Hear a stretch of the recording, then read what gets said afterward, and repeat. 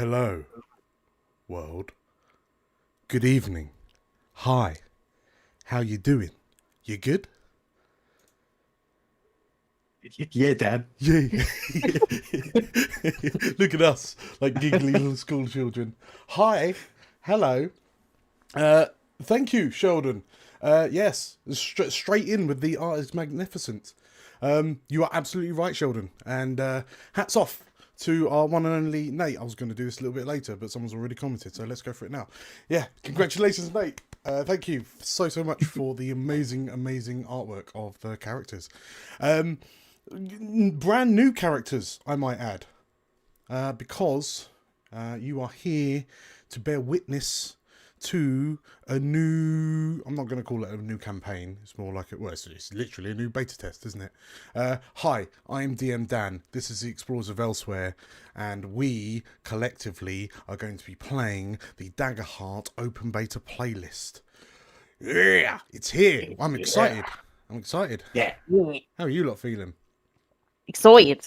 Amazing. Ready to go. How are you? Lost. How are you at home feeling? How are you all doing? I suspect that was a Louis that you spotted, Julia. Yes. Tippy tapping around. He's tip tapping around. Okay, very good. Yes. Hi. So this is a bit of a first. We've done a few sort of like live streams for charity in the past, but this is the first time that we're doing, like, in inverted commas, big inverted commas, a proper game. So hopefully you can hear us all. If we all start making animal noises, and you can tell us if anyone sounds louder than any of the others. I don't know what noise a mushroom makes. Mushroom.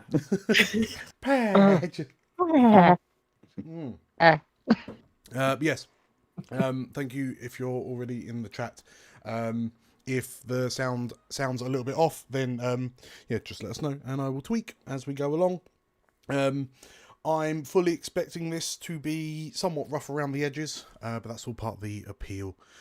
Speaking of rough around the edges, I think it's time to introduce you to our 4 players. So, starting with Nate, a familiar face for those who've been on the channel recently. How are you doing? How are you? I'm going to have a quick cough rate. All right. I'm already dying. Good start. See, rough around the edges, told you. Yes, so people already know me. I'm already in the second campaign playing Cavern. But tonight I am not playing Cavern. I'm playing someone very far away from Cavern. Yes. Well, we'll swing back to the characters in a minute. But yes, certainly from what I gather, a bit of a change up from the Cavern character. Let's go clockwise. So you saw him on the Tavern Between Dimensions live stream that we kind of announced this all in. But hi, PC Dan. Hello, DM Dan. How you doing? You good? I'm very well, thank you. And yourself? I'm good. I have my tankard of tears of my players, so I'm ready. I'm ready to crush some. I'm ready to take some hearts and put daggers through them. I understand that's what the title is all about. But yeah, we're good. Are you excited? Are you pumped? I am ready. I'm so ready. Shaking with. I'm so nervous. No, I'm ready to go. Okay. Let's do this. Marvelous. In which case, carrying on round. Hi, Livy. It's Livy. So, yeah, Livy, this is your second time on the channel. You graced us for the first time in Dread. Yes. Yeah, and that wild roller coaster adventure you ran for us, Nate. Yeah. I'm currently DMing our Wednesday group at the moment, and I did promise no more Eldrick Mr. Blobby. No more Mr. Blobbies, please. Yeah. No more. But yes, how are you doing, Livy? Are you? Good. Excited. Amazing. And last but not least, I'm pretty sure a completely brand new face to the channel, but certainly not a brand new face to our community. Hi, Theo. How you doing? Hi Dan, I'm doing well. How are you? Yeah, I am pretty good. I'm pretty good. How's it feel to be the resident newbie? Yeah, not my No nerves stress are or all anything. over the place, No but stress, yeah, I'm we really are excited. watching. Super excited. Yeah, thanks. I know we're all watching. I know you're all seeing me and thinking, what are we doing watching this Muppet? But yeah, really excited to play. I haven't done a live stream D&D wise or any sort of TTRPG before, so and we're exploring a new TTRPG, Yeah. so might as well be new and new and new and New and new and new and new. Yeah, no. Yeah. Yeah, if there was ever a moment that you would sort of be allowed to get things wrong, and that kind of goes for all of us, now is a pretty good time. So yes, that's our four adventurers. How much for the maid outfit? Maybe, I don't know, if we somehow get to like 500 subs before this playthrough's finished, then yeah, I'll just wear the French maid outfit. There's no context I'm going to provide for that. But yes, so just for the sake of the newbie, I mean, everyone, Nate, we've already discussed how the amazing thumbnail artwork is courtesy of you. Just to kind of have them out in the air. Are there any, like, what do you do? Are there any socials you'd like to shout out about? Anything you'd like to brag about? For me Nate. or Nate? Me? I mean, you can if you want for you. No. I thought it was because of the newbie reference. So no, please, Nate, please show off everything. Yes. I haven't updated it recently just because a lot of the stuff that I'm doing is sort of either private commissions or waiting for things like this to sort of go live. But if you want to follow me on Instagram, my Instagram handle is at njadamart. And I sort of upload there, and I'm currently going to be opening commissions very soon. If you're all right for me to plug that, doing sort of busts like the artwork that you see now, sort of D&D, TTRPG sort of characters, OCs, anything that you might want me to draw, I can do them in sketch or line art or fully rendered like this. I'm currently raising funds because I've had to spend a lot of money on my poor little ferret who's cost me a lot of money recently. So I'm trying to raise some money to sort of get me out of the red for my savings. Yeah, and yeah, the stuff is marvelous, absolutely top notch. So yes, and you can find Nate's socials down in the description underneath us all. Dan, what brings you to the Daggerheart table? Like, what's your kind of like experience been in the TTRPG world? What are your claims to fame? Well, claims to fame. Mostly my past experiences with TTRPGs has all been based mostly around the D&D world, especially 5th edition. And I've been doing that or playing in various groups, mostly with people such as yourselves, for it's probably going 9 years, something like that now. It's been a while. Yeah, it's been a little while. Yeah. And we're still going.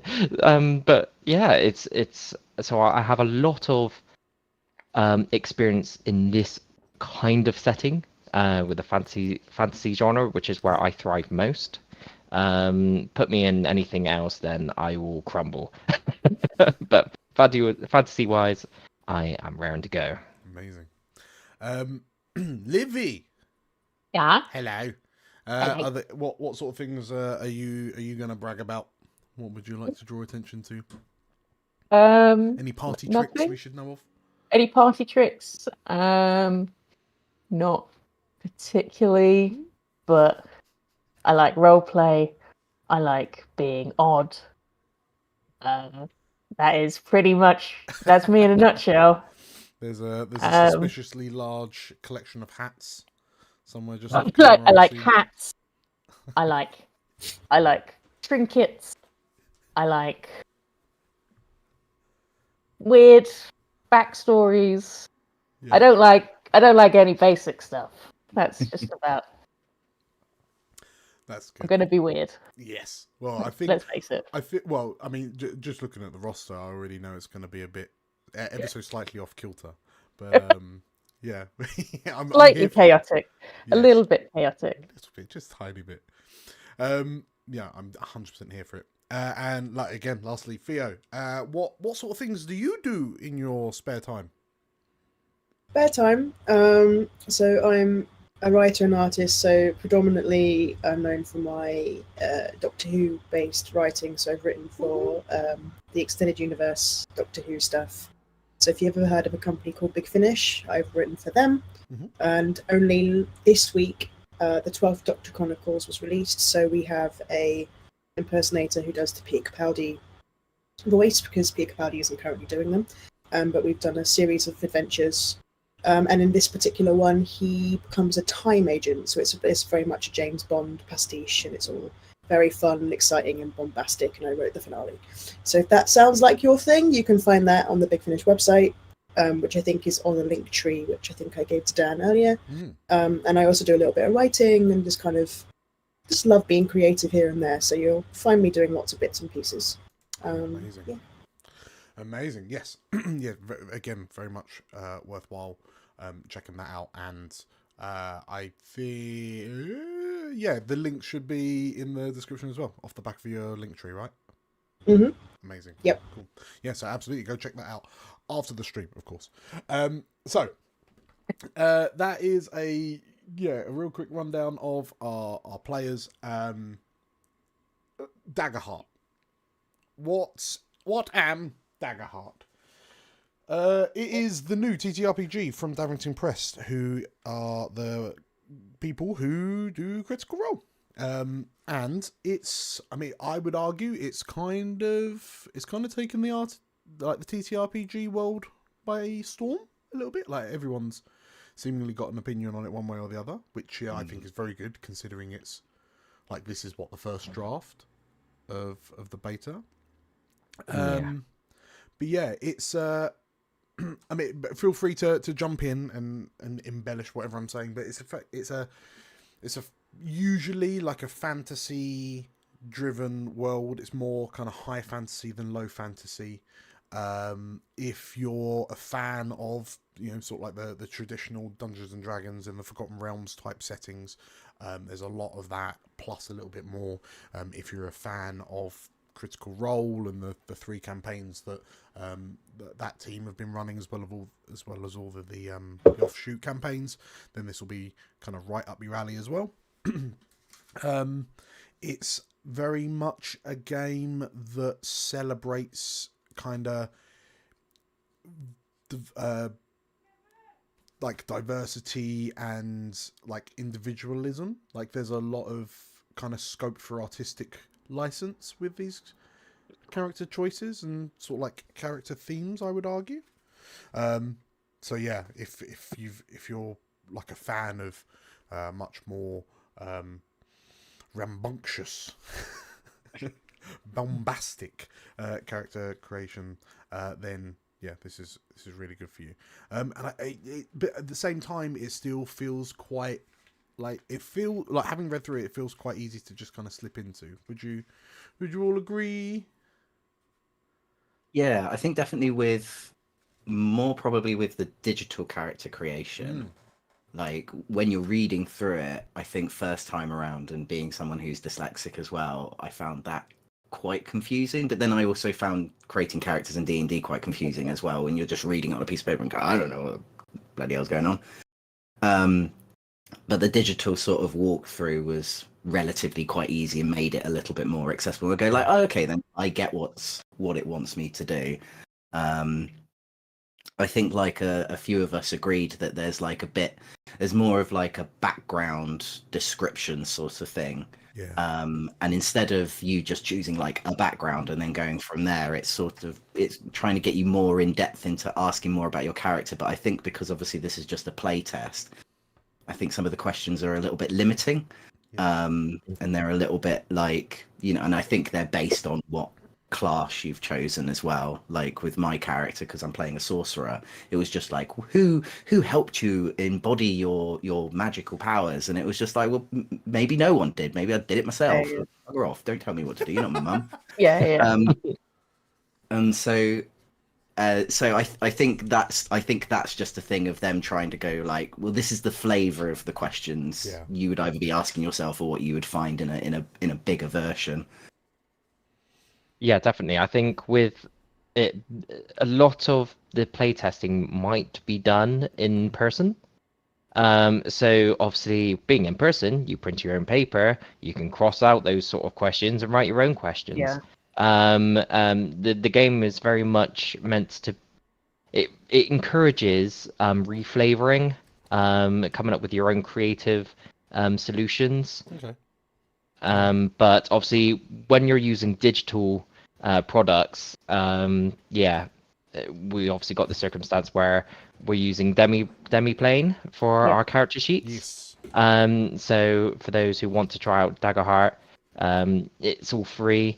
You can get stuck in straight away, and like our friend Nate's just said, the character creation is really made simple and easy to follow on that site.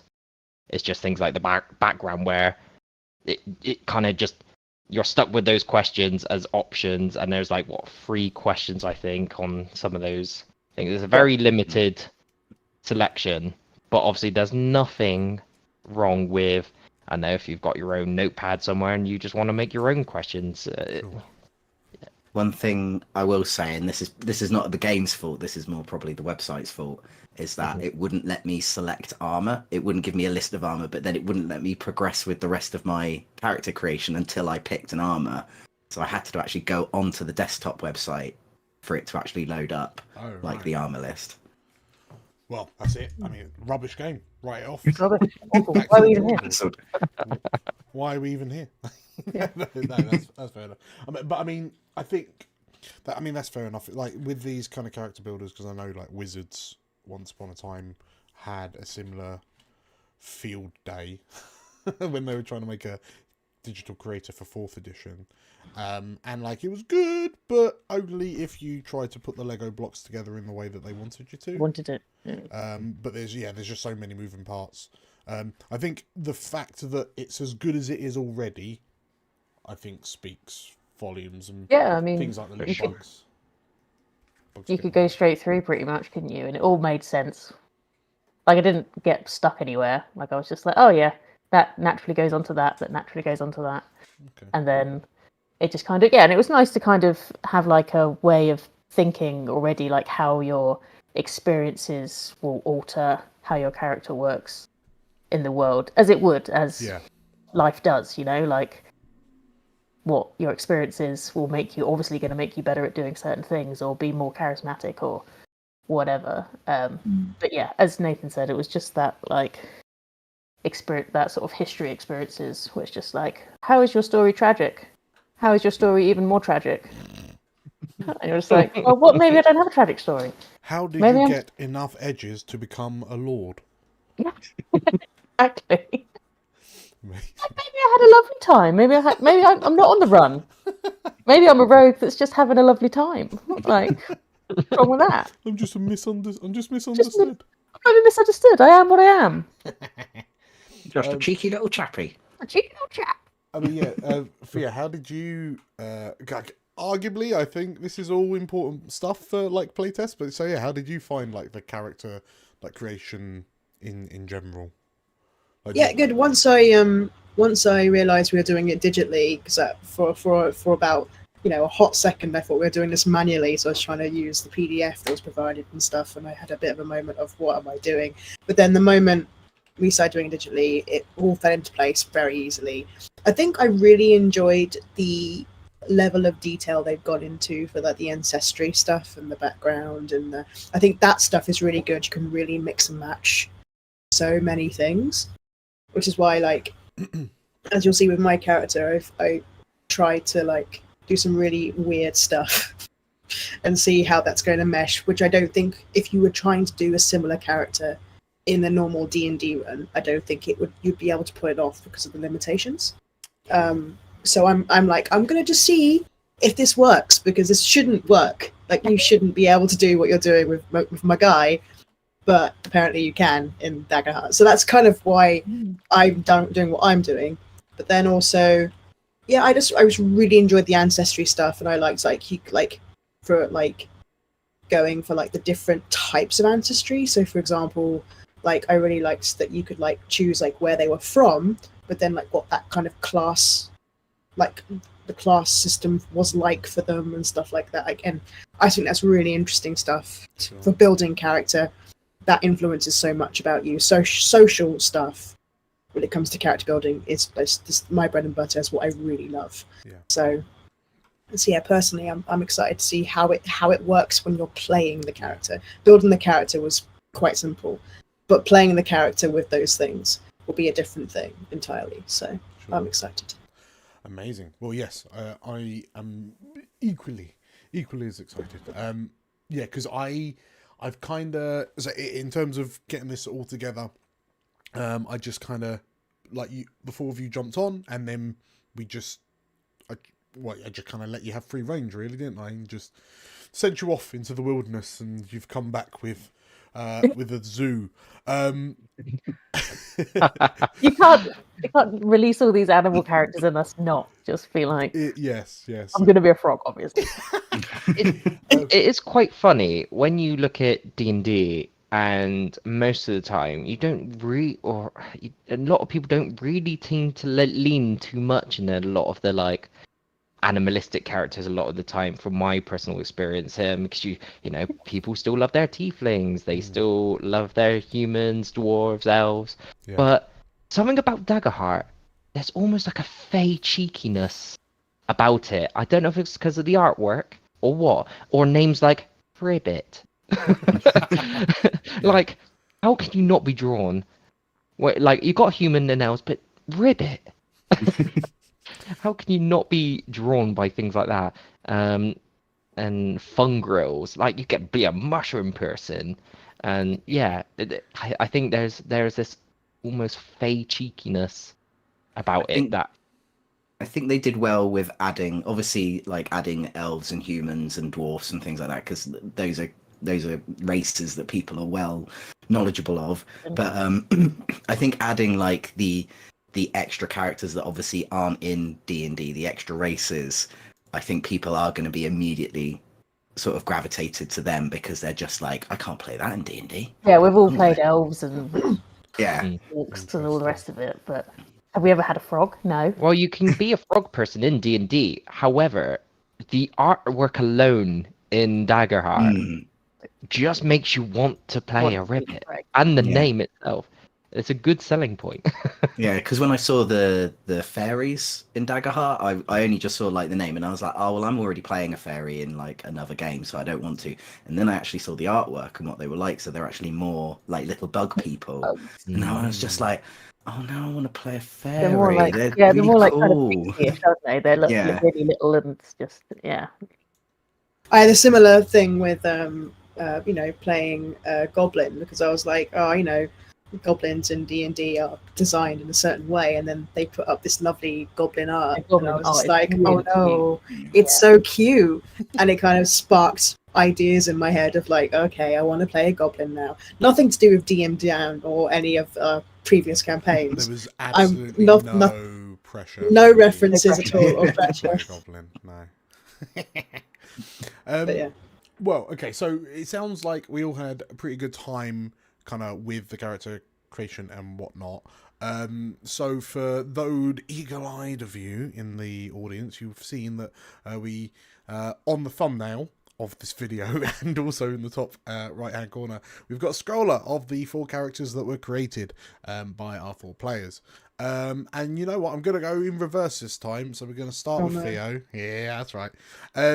So because I've been almost very deliberately hands-off with this, can you talk me and our lovely audience through Twigg? Like, who are they? What are they? Why are they? Etc. Etc. I will do my very best. Yes. So I've created a Professor Twigg Holloway, who is a law-born goblin wizard. So in the terms of Daggerheart, law-born, there's like different like classes, like states, which you can choose from to kind of inspire part of your background. And Lawborn is someone who is born into knowledge. So they're surrounded by knowledge. They might be like a librarian or an archivist or something of that nature. Okay. And you can use it however you wish. But Lawborn is kind of the idea. So I'm playing a goblin wizard because I just want to see how a goblin wizard would work. And the subclass is a school of knowledge, which is, makes sense for a wizard. So yeah, I've gone kind of like into the wizard stuff quite heavily, but I really wanted to see how the ancestry and the goblin stuff would work with him. So in terms of, let's have a little look at the rest of my sheet. So I've given him a breastplate in terms of equipment, because that's something in D&D I don't think I could normally do for a wizard. They usually wear robes or light armor. Yeah. But this one was recommended to give him a breastplate, and I was like, yeah, let's give this little goblin man a breastplate. Let's go. And I also gave him a wand and a round shield, because all those things I could give him, which I didn't feel like would work in D&D. And I was like, that's great. So he's got a little shield. He's got a little wand. And there was no multi-classing hijinks to get. Nope. This is just you can have these. So I was like, well, I'm going to take them. I'm going to run. I'm going to defend this little man. So yeah. So in terms of like his equipment is very much shield, wand, breastplate.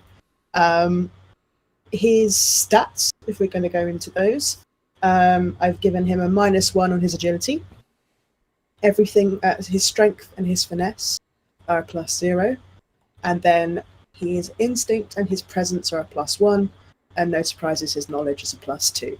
So he's not particularly strong or has a lot of finesse, and he certainly isn't very good at sprinting, dodging, and leaping. But his instinct and his ability to charm and his ability to understand knowledge should be quite helpful in this little run. He hasn't got high armor, which doesn't surprise me as a wizard. And his evasion's also pretty low. So we're going to see, I'm hoping the shield helps. That's kind of how I'm going with this. And in terms of his spells, which is really interesting, you kind of start off with 2 spells, if I remember rightly. So, look. Yeah, so you have 2 spells. One was from, there's 3 spells, but it's basically like 1 card. You get like 1 card with 3 spells on it, or another card with another spells on it. I'm not explaining this very well, so I do apologize. But I went into this in the sense of I want to be like just a normal guy who's been asked to join last minute. That's kind of the vibe of like, just make something quickly, see if it's easy to play. If it's easy to play, it means it will work for the nomad who wants to join. You know what I mean? So just wants to be creative with their mates. So I picked the Book of Tifa. So it means that he can produce wild flame. So make a spellcast roll against 3 enemies. Sounds like pretty like standard fireball stuff, which sounds pretty fun. So it's a +2 on a roll, and I then get to roll 2d6 if I succeed. So that sounds pretty good. There's also a magic hand, which is probably going to be a bit similar to the mage hand. Sure. You can reach out with a magical hand the same size and strength as your own, to anywhere within far range of you. And there's also Mysterious Mist, so you spend hope to cast a temporary thick fog around a stationary area. Did you say Mysterious Mist? Yes, that's what it's called. I've heard Mysterious Fist. That's even funnier. Who doesn't want a mysterious fist? Fog fist. Who doesn't want a mysterious fist? No, it's mist with an M. Sure. And everyone is hidden to anybody outside the fog, which I thought would be pretty handy. And because whilst we're having this conversation about spells, I realised we didn't have a healer. And I thought, as being used to D&D, I was quite concerned there was no spell for healing, even just one. So I also have Mending Touch, which is you lay your hand. It's a bit like Healing Hands, basically. You channel healing magic to help close their wounds, either put hands on a creature.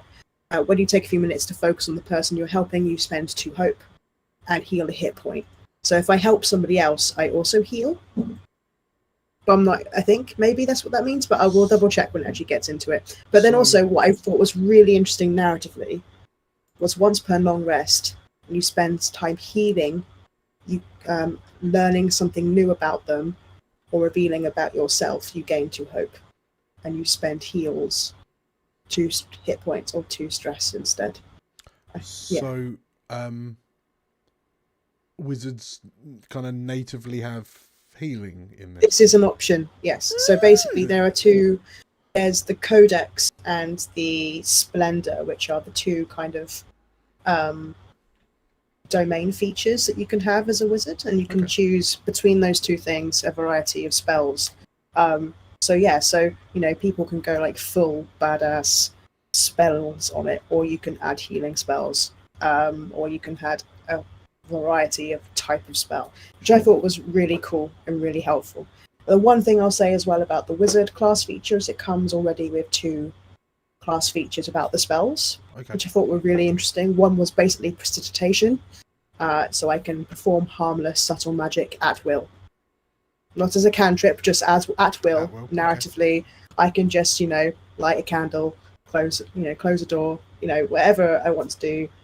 Create a smell, light a candle, floating, something small, illuminating a room, repairing a small object. So without having to do cantrips or explain, can I do a cantrip? I just say I use prestidigitation to do X. And the other one, which I thought was very interesting, was choose a number between 1 and 12, and anytime you roll that number on a duality die, gain a hope or clear a stress. Anytime I roll that number, which I thought was very cool. But yeah, there's lots. There's just lots. It feels like I can do a lot with this character. Yeah. And I think I'm sure you guys will go into detail with yours, but I felt like even though I just went, I want a wizard, I didn't realize just how much they would give me at such a low level. Yeah. How much wizard you could wizard. How much wizard I could wizard with this little goblin man. This very sweet goblin man. Going to break all your hearts. But yeah, so I'm really excited to see how this works. I mean, even just because I chose Lawborn, I'm well read, which means that I have an advantage on any roles that you make to do with history, culture, politics, or prominent person or place. So as long as I can convince the GM, can my boy have read about this, I get advantage on the roll. It feels very narrative. It feels like it feels really fluid in that way. Okay. So I'm excited to see how that works. But in terms of the actual character himself, do we need to go into backstory stuff, or are we kind of leaving that quiet for now? Let's do a quick pass on the backgrounds, because if this were a full blown campaign, then perhaps we'd leave things to be discovered. But if there's any things that you feel that the other players or myself or the audience, it'd be good to know as context going in. Yeah, sure. I think the way I've thought about Twigg is that he is a goblin who's grown up in this lawborn society where lots of people are learning to be wizards, apprentices, professors of magic, etc. And at some point in his backstory, he has been kind of ousted from that community. So he's a very lovely, sweet wizard who has been ousted by the community for whatever reason. I think what I wrote in my journal was that someone blamed him for a spell book being stolen or something of that ilk. And he's got a vendetta against this person. His first edge. Look, this is what I do for a living. I love the edge. But I went in it, totally went into the questions. If I was doing more with this campaign, I would probably rewrite the questions. But I was like, we're just making this character for now. Let's roll with it. Amazing. Literally, let's roll with it. So he's very, I feel like as a character, his personality is very he's dad. He's dad mode. He's taught little apprentices. He's just a very sweet, charming man who's probably trying to make sure this group don't get themselves killed, hence why I went with the healing spells. I think he cares a lot about everybody, even the ones that are difficult or weird. He just wants them all to be safe. He wants to make sure that they get through whatever they're trying to get through. So I think that's the vibe I'm going for. It's like tired dad. But yeah, so we'll see how that works in the game. But that is kind of the vibe I'm getting. One.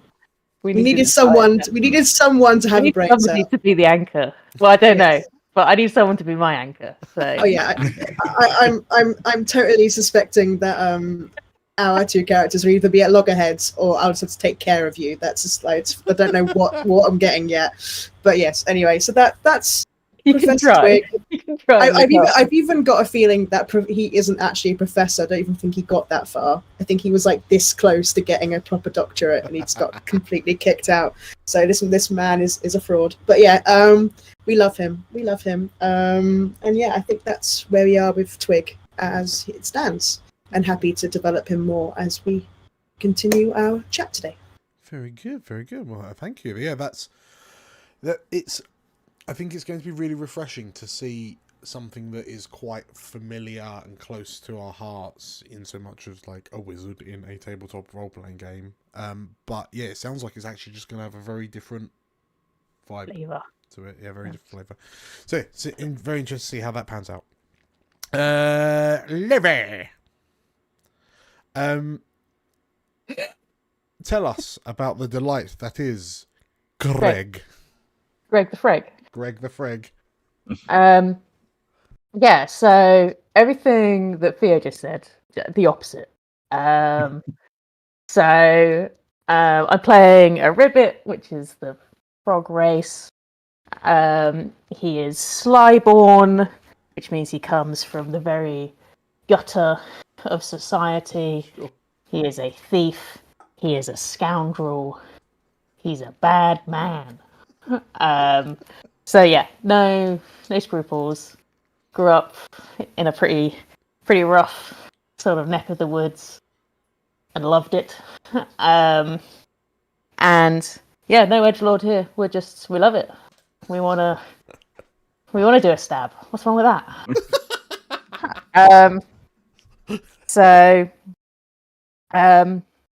Yeah, he's a rogue, obviously. Which is interesting. I've never played a rogue before, so because they are a bit kind. I always see them as a bit kind of, oh, I'm mysterious and I'm a rogue. But kind of reading through the character, Yeah. sort of as I was going through the character creation, like they have one of the subclasses is syndicate, Okay. which is basically anywhere you go, any town you go to, any city you go, any highly populated area, your character's going to know someone. So then it becomes a bit more of a like, oh, he's a bit of a wide boy, he's a bit of a geezer. Like, he's like, comes in and he's like, oh yeah, well, I know Nine Fingers Melvin. He, Yeah. he runs the barbershop that's also a underground whatever, So then I was like, oh, actually, I can kind of get into this. I can get into being like a bit of that kind of A bit Del rough. boy. But a bit of a Del boy, yeah, just Yeah. a bit. Lads. Lads. And I will. The entire time, I am going to be lads. So I apologise in advance. To be honest, we just won't be able to tell the difference, Livy. No, because I already am a Just lads. Yeah, I know. It's all about the bants. They're all about mad bants all the time. Just a joker, just a card. Sure. Ooh. And everything's going to be above board up until you bump into Three Toe Steve. Exactly. Cause, Who owes me 5 gold yeah. and an eyeball? So was there any like particular stuff within the rogue, like as you're building the rogue, like the character that you thought, oh, that sounds like I'm 100% taking that based off of what I'm reading? Yeah, so that was like the kind of Like beyond Syndicate, sorry. sort of this like just being able to kind of do that, and then you could, so by being Slyborn, I get advantage rolls on negotiating with other criminals, detecting lies from people, like being able to find like a hidey hole, that kind of stuff.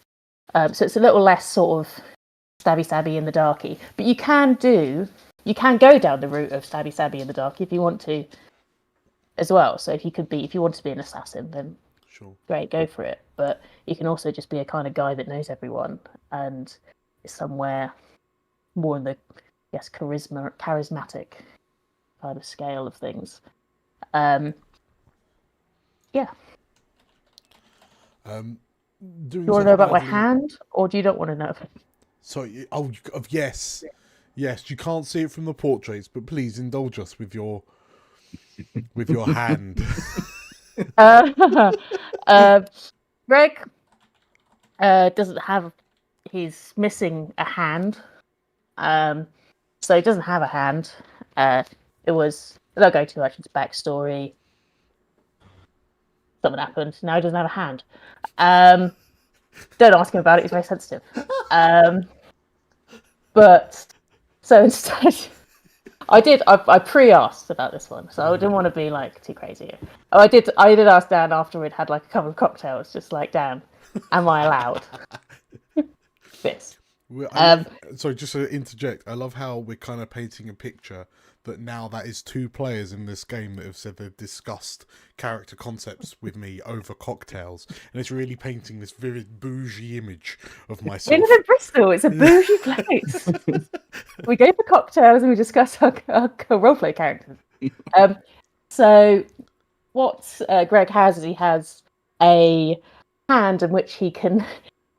It's a bit of an old-fashioned sort of rig. So he can't. He doesn't have like anything sort of crazy and sort of steampunk, sort of like, oh, amazing, my hand is also this and that. He just has it's just like a screwdriver. You just change the unit in the top. So he's got a bag full of alternative hands. Bag of hands. So he's got a bag of hands, and if he wants to do a stab, he puts in the knife hand, and if he wants to pick a lock, he puts in the lockpick hand, and if he wants to shake your hand, he doesn't actually have a handshake hand because he's never going to shake anyone's hand. So he has like a hook and various other things to be discovered. Okay. Just a I big, was just going to say I've got very much Hook in my head of when Hook changes his hook in the film to like the baseball glove and stuff like that. Yeah, Just, exactly. Oh, it's so good. Like Beautiful. it's 90s. Like I don't want no crazy hand. I want just a hand.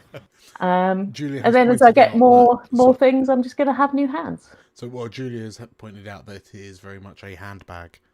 A hand, exactly. Yeah. Exactly. Yeah. It's not just one hand. It's many hands. It's many hands. Yeah. Greg's bag of 1,000 hands. But there's only 6. There's only 6. And doing stuff badly suggests that Greg's catchphrase is 100% need a hand. Need it. Exactly. It's not a request though, is it? It's not a request. No, it's a a statement. necessity. The statement. I'm going to need a hand. Yeah. Okay, amazing. So that is Greg the Freg. Okay, Dan. Who is... Hi. You're going to have to pronounce it in case I get it wrong, but who is your character? So my character for this playtest is Gorou Themos. He is, for those in the D&D world, it's a turtle. For those not in any TTRPG, it's a turtle, or tortoise even. And in those who are joining in for Daggerheart fun, it's a Galapa. Amazing. So Amazing. a turtle or tortoise race, humanoid. Except from my unlike the other 3 characters in this campaign, I'm not small. I am the big boy of the group. Galapas, from reading up within the documents, usually are between 4 to 6 foot, and I'm imagining Gorou is towards the 6 foot size because he is a big boy, snapping turtle looking individual. Yep. Quick summary, he's a Seaborn Galapa Guardian. Okay. So it's got a lot of coastal vibes going on about him. So that's why there's a lot of like seafoam green colored like drapes over this sort of like slightly this heavy plate armor that covers him. That's all sort of like almost like, is it copper that turns slightly green over time? It's got that sort of going around this dark browny metallic plate armor around him, and his shell, much like a what are they called? Is it alligator snapping turtle? Whereas like their shells are almost like spiky, like almost mountainous. And yeah, his unlike the culture of most Galapa, who like in their culture they seem to like carve like images into their shells. He comes from a more solitude background, though he was near a village of other Galapa and other folk near the coast. He was hidden away in a little oasis, protecting the very nature that sort of provides life to the surrounding location until he was driven out by a massive bird. So he's not there anymore. He's not protecting. Whole backstory to that, but yeah, just skimming that for now. How big's that bird? Yeah. How big does a Pardon, bird sorry? have to be to chase you out your home? A rock. Okay. Rocks are like town-sized. Yeah. They are pretty So- big. Okay, that's fair. Yeah, imagine a giant ass town-sized bird swooping down on this poor, unsuspecting coastal village with their harpoons. And then my poor Galapa guy who's protecting his own little secluded oasis, like up the hill. It's like, what's happening? Oh no. Amazing. Okay. Swoops up, Well, taken away. But yeah, so in you mentioned Guardian. Now, Yes. I think we can all have a pretty good guess what that is, but that also doesn't have a direct D&D analogy. No. What's going on with the Guardian? So it's a funny one. So you can almost cross-reference bits between the Guardian and the Seraph classes in Daggerheart. Seraph leaning towards that sort of paladin side of things. The Guardian leaning towards like the classic. I think the take they've been spinning is more towards like a knight, not necessarily like a paladin, a holy paladin, but like more just like your typical Sure. knight in plate armor who just wants to protect whatever it is they're protecting. And so basically I looked at the class and I was like, this is a one thing I haven't done in D&D was creating a character that specifically has like a tanky build about the character. And so I wanted to, seeing the Guardian, I thought it was a brilliant opportunity to go to some of my comforts in the whole early days of D&D was always been around melee based classes. So for I can easily slink into that flavor, but I'm gonna build a big tanky boy.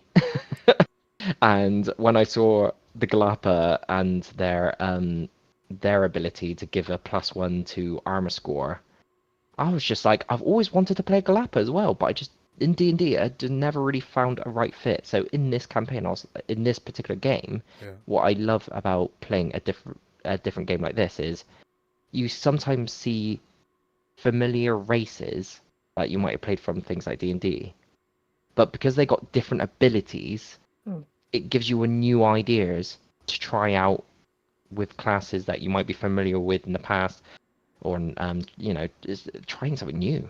So for me, the Guardian has so they take the Blade and Valor domains in terms of the cards. So a lot of like combat abilities, but also protective abilities in Valor. So yeah, I'm just swinging towards that sort of idea of Yeah, he's gonna be the easiest person to hit because his evasion, when you're playing a Guardian as well, their evasion's really low. Okay. So I think it's kind of almost like baked into the Guardian class. Like, is like they're probably expecting you to wear the plate mail and have a super low evasion because you're probably gonna get hit all the time. But your armor score is going to be great. And they also have some bumps depending what sort of subclass you choose. You can, like, for example, I've gone for the what's the subclass called? The Stalwart class, which is the class that basically upgrades all your thresholds by 2. That's And damage thresholds. yeah, damage thresholds. Yeah, we'll come to that. So yeah, we'll get familiar with that. And I have abilities to spend hope and instead of armor slots to reduce damage, Okay. which is pretty sweet. So- For my survivability because I'm getting hit all the time. So it's interesting that, like, they've looked at the fantasy of, like, the tank, the defender, rather than, like, because WotC looks at, like, the fighter. So the person with lots of armor and lots of weapons, the barbarian, the person with lots of hit points and Conan vibes. But presumably you can flavor a guardian however, like a martial guardian, a primal guardian, a nature. Okay, that's cool. Very interesting. Yeah. I don't think there's much else to my character really. He's simply a hulking Galapa with plate armor. Sure. And very hard skin, very hard shell on his back that's covered in moss and natural things. And he has a bit of affinity with nature. He's not on the level of like druids or rangers, but being secluded for so long, protecting a particular environment, one of his experiences leans towards that kinship with nature. So it'll be interesting to see how that plays when we do our playtest. Sure. No, that sounds good. Marvelous. In which case, Nate. Hello. Hello. Your character, I would Me? argue, is the most exotic of them. The character that inspired us to ask you to draw the portraits rather than use Hero Forge models, because my attempt at a mushroom person was nightmare fuel. It was proper nightmare fuel. But yeah, who is Ruby? So Ruby, she is a Wonderborn Fungril sorcerer. And with sorcerers, you can choose 2 different subclasses, and I think it is either a arcane or a elemental origin. And so I went with elemental. Okay. So she is an air elemental sorcerer. The Wonderborn sort of background means that her background is very much like she's never been in one place at a time. She's traveled quite a lot, and so I like to think for her character that she was actually part of a circus, or a carnival that traveled around, and she used sort of her magic to probably not actually doing anything exactly fun, but just to kind of like if an acrobat sort of started falling, she'd just go, "Ooh," and just sort of use some air to sort of get them back up onto the trapeze or whatever. So she's just a little mushroom lady, much like with the wizard class. I also get 2 spells as well. So I've got Rain of Blades, which sounds fun.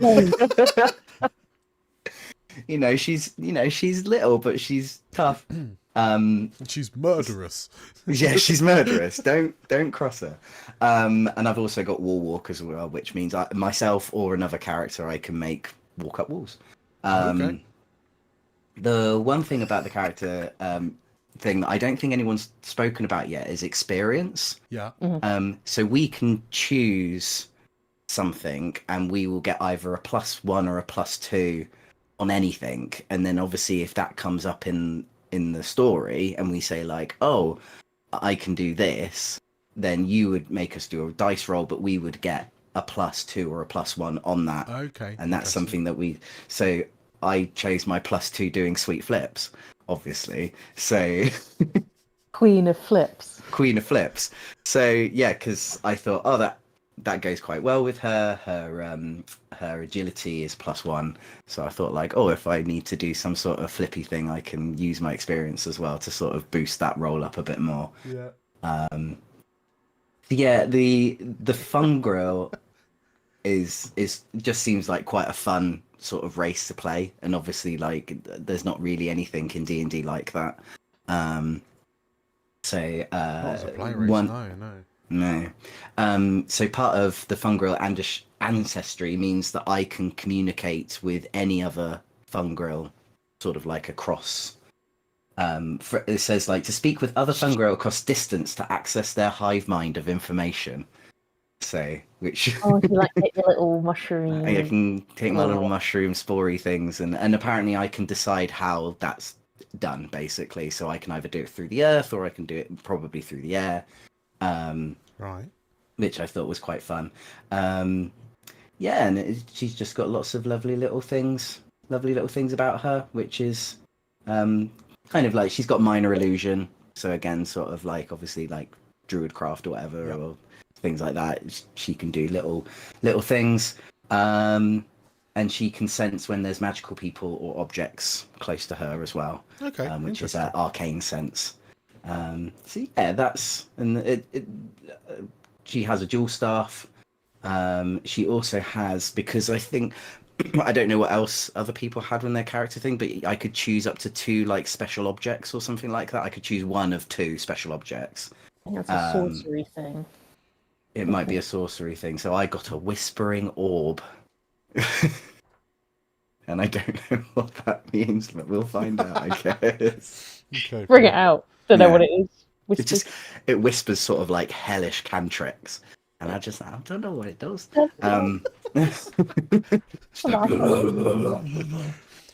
Bring me her heart. Yeah. Okay, Ob. All right, Rob. Okay. You've reminded me as well, actually. In my equipment, I could choose between something and something else, and I'd forgotten I'd chosen a tiny and harmless elemental pet. So maybe we should decide today together what that elemental pet should be. Because all I've got in my head is Calcifer from House of Green Castle, but that doesn't suit the vibe of Right, Twigg. but So we can think of something else. I mean, Yeah. that Because, sounds yeah. like something that chat could decide on. So, a small elemental pet. Yes. And Okay. who wants to give what kind of elemental pet should a goblin professor have? What Please help me. flavour of elemental pet does the goblin professor have? Can it Cool. be like a small, harmless, gelatinous cube? It could work.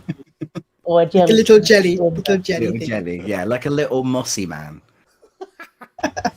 Well, we'll Keeping with the green theme, obviously. obviously. Yeah, I feel like it should be green. But yeah, anyway. So, Nate, obviously you're playing a sorcerer. Theo, you're playing a wizard. But Nate, what, like, how did the sorcerer feel coming from a D&D background? Like, because interestingly, for me, because you can be like an elemental sorcerer, so you can focus on sort of like fire, water, earth, air. Weirdly, that's not really a thing for D&D, which is something that I've always like gnashed my teeth again about. But like, how did it feel? Like, were there any like ooh moments when you were picking? I mean, I can't really talk from a D&D standpoint because I've never made a sorcerer character in D&D. I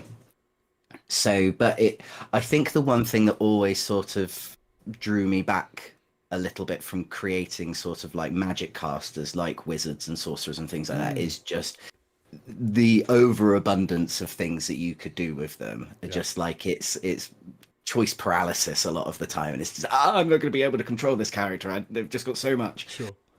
So I feel like this may just very well be because we're at level 1 as well. It definitely felt like there was more control over what you could pick, and it made it very simple. It made it much more an easier process for someone who may be very new to magic casters to select what you wanted. And again, this might just go back to how the digital character sheet is laid out, but it did give you very good descriptions of like, you could pick this and it could be this, this and this. So yeah, it'd be interesting to see what you could do with the other subclass for Sorcerer. Yeah. But I just felt like because she's a little mushroom lady, and I thought Elemental would probably suit her better as a Sorcerer subclass. So yeah, it's definitely something I think would be really fun. Obviously, when the game sort of, as the game itself, as Daggerheart progresses, that they can add more and more onto to sort of really fill it out for those people who do like to really sort of bulk up a magic caster character. Okay, interesting. Cool. Well, we've already had 2 suggestions from the chat. Theo, a tiny fire bee, an orange flavoured jelly cube. How do you know it's orange flavoured? Did you lick it? Can you not merge the two, like a jelly bee? A jelly bee. That's on fire. Or like a well, does it have to be green, guys? I think a green bee needs to be a thing. That's cute. A green fire jelly bee. Yeah. I mean, you can what do we know? What chemical reacts to fire and makes it green? Isn't it? There is. It's like magnesium. Is there one? No. Yeah. Green flame. I don't know. Green flame bee. the green flamed little jelly bee. Very odd. I mean, it's magic, right? So it could be whatever. Well, we've got a little while longer, so absolutely keep ideas coming in. Okay, so we've had a pretty comprehensive run through of the characters. We kind of have an idea of who they are, what they can kind of do. What we'll do is I'm going to very, very, very quickly blitz through sort of like my side of how this is going to work and what some of the stuff does, because for some of us, well, none of us have played this, and some people in the chat may well have never kind of looked at the rules either. Yeah, we'll do a real quick lightning run through the rules, and then we'll then grab a quick break, and then when we come back for the second half, we will jump into it. So, the as an aside, anyone who's interested, the PDF that I've printed off here, it's literally got a script that you can read out to your players as a GM to kind of guide them through how the game plays. I won't read it word for word, but Daggerheart touts itself as a more narratively focused role-playing game. So there's a lot more, like, roles have a much more narrative output than they might necessarily have in something like D&D, which is quite a binary yes or no, I do it or I don't do it. Like all of the standard kind of role-playing tips and ideals that you have for games like this is kind of really championed within this game. So there's a lot of kind of improv-esque yes-anding and kind of building on things and so on and so forth. In terms of the dice rolls, so normally, so if it were D&D, you'd be rolling a d20, you'd be adding bonuses, and then you'd be reporting a final score. In this, we have what's called duality die for the players, which is a 2d12 system. So I'm going to roll a 2 dice. Oh, that was a terrible roll. So the d12s, if we were playing in person, would be different colours. One is a hope die, one is a fear die. But for the players, when you roll a duality, you roll your 2 dice together, you add them up, and add any bonuses. So it's 2d12 in lieu of a d20. So if I had, say, a +3 bonus, I would have just rolled a 6, because I've rolled a 2 and a 1. You then, however, look at which of the die have the higher result. If the hope die is higher, your roll was with hope. And if the fear die was higher, your roll was with fear. If you roll with hope, your character gains a hope token. We've got on-screen counters, so you can see that everyone's currently got 2 hope, which is what you will start with. And players, you can cap out to 5 hope at a time. If a player rolls with fear, then the GM gets a fear token. So you can see that I've also started with 2 fear, and the GM can cap out at 10 fear. Now, hope and fear are things, they're like resources that you can use to do stuff and things. Some kind of cool stuff, some narrative stuff, stuff that just kind of shake it up and change things around a little bit. But from what I gather, a lot of the hope and fear triggers will really help kind of players stay in the game, because you're kind of always looking out for times when you can use your resources, because you don't want to kind of cap it and then lose out on extra hope, or the GM certainly won't want to cap out on fear. We'll keep that to keep everything exciting, so on and so forth. You mentioned earlier, Nate, experiences, so things like that will give you bonuses. The character sheets have all sorts of kind of weird and wonderful bonuses that are again derived from a narrative perspective that will add into your rolls. So yeah, the way we'll be doing it, the dice rolls will be on screen, but then our players will be probably looking at Demiplane to see what their bonuses are, and then they'll be reporting back with a final total. The GM doesn't use 2d12, just uses a boring d20. And that's, in the grand scheme of things, that's pretty much it. Like, it's still quite easy to explain. You're just swapping out the phrase d20 for 2d12 a lot of the time. There's advantage and disadvantage, very similar to 5th edition. In this, it is a d6. So if you have advantage, you add the d6. If it's disadvantage, you minus the d6 from your total. When and if we get into combat, there is no such thing as initiative.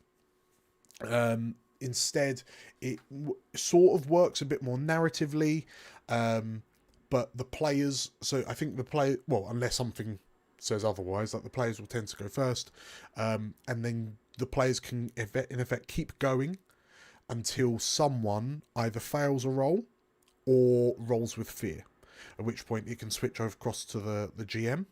That said, every time a player takes a turn, an action, whatever you want to call it, we stack up normally there'd be tokens, and we stack up action tokens, and then so for every one of your turns, the GM would get a turn. So if 3 of you went back to back, then there would be 3 like monster turns, for example. Dan has been my dutiful my rules minion, but I'm pretty sure that when you're if you're a player, you can choose to cede initiative over to the GM, right? There's nothing stopping you from sort of like. I've read. Well, I assume the players could say. But yeah, I mean, yeah, you probably could, but usually, in they don't even like to use really the word combat. It's like when the characters are under pressure. Oh, I see. Okay. We can take a move within close range as part of making a action roll. Yeah. And yeah, we will just, if it was in person, we would have our own tokens, which we would place on an action tracker. Yeah, like a pad. But yeah, until, like you said, someone either rolls with fear or fails a roll, then it would go over to you. Or if, for example, there are certain circumstances like you might spend 2 fear to cut into the one of our turns to immediately activate a monster. Yeah. Okay. So there are little bouts 2 and 4 that you can do. Yeah, it certainly seems less cut and dry, when it comes to things like combat, it's less cut and dry than it is with, say, D&D or Pathfinder or any of those games where it's just like, right, the fighting is started, roll initiative. So yeah, it's a bit more fluid moving between them. You mentioned close range just there. So there aren't like movement stats. Instead, this is a game that uses range bands. So melee, very close, far. If for anyone with like D20 systems in mind, melee is next to one another. Very close is 5 to 10 feet away. Close is 10 to 30 feet away. Far is 30 to 100. I guess the handy thing about this is that if you are playing on a map, it doesn't have to be constrained to a grid, and therefore it can also be whatever scale you want it to be. If you wanted to use smaller than like 28mm figures that you tend to see a lot of the time for D&D, that is an option as well. But yeah, that's kind of it in a nutshell, real quick. Obviously, there's a lot more rules than that. The PDF is like 400 pages long, but I think that's what all we'll need for now. Just to real quickly wrap up, over the space of this adventure, we're going to be like using like we've got lines and veils. We've all played together, so we already kind of know each other's lines and veils and what we do and don't like. That said, if something does crop up and you're not okay with it, just give me a big old X, and then we'll pause, we'll rewind, we'll redo. No questions asked, we'll just crack on with it. But yeah, that's I think that's it. What's the time? Just coming up to 1:45. So we're gonna go for a quick break. We'll call it sort of like, if we aim to be back at like 5 to 9, and then we'll play through. We'll probably play for just over an hour. Because there's a good sort of like pause point, and then yeah, we'll see how we get on with that. Brilliant. Just a jelly bean has been suggested.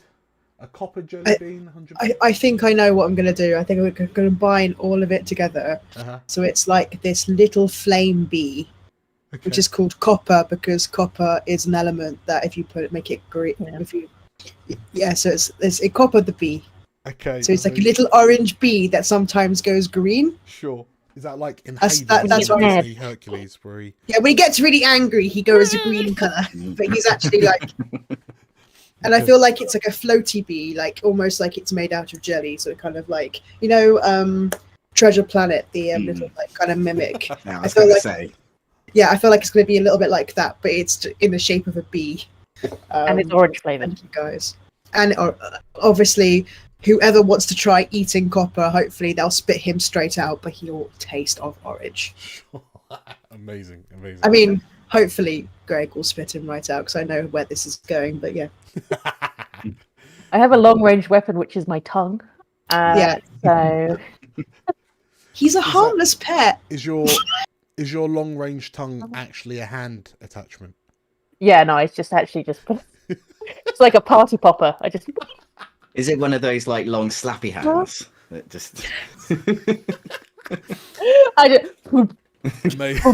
Amazing. Right. Okay.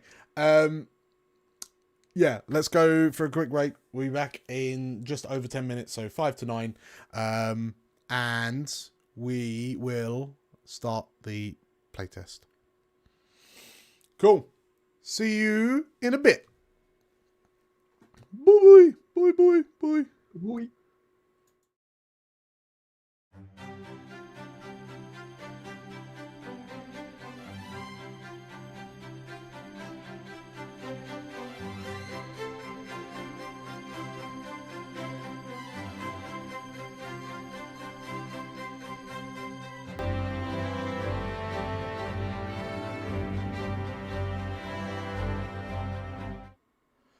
Hello, and welcome back to Explorers of Elsewhere's Daggerheart Open Beta Playtest. Hello, hi, we made it back.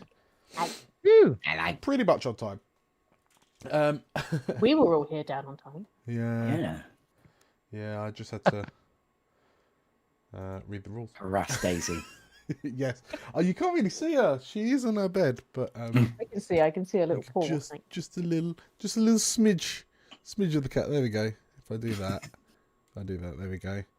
That's what people are here for, Daisy.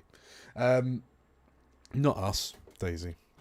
So, we have looked through the characters. We have kind of figured out what's what, and I think now it is time for us to begin. Let me just do a quick few things. One moment, please. A little bit jiggery pokery. A little bit of Una higgledy mimosa. piggledy. Little bit of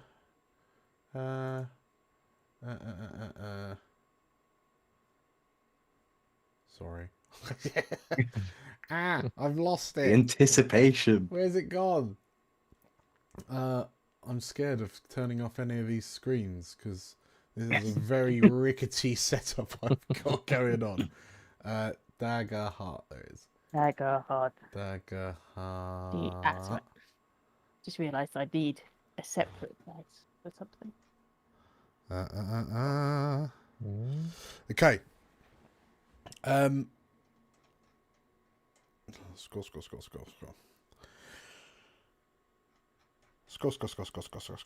Cool. So, oh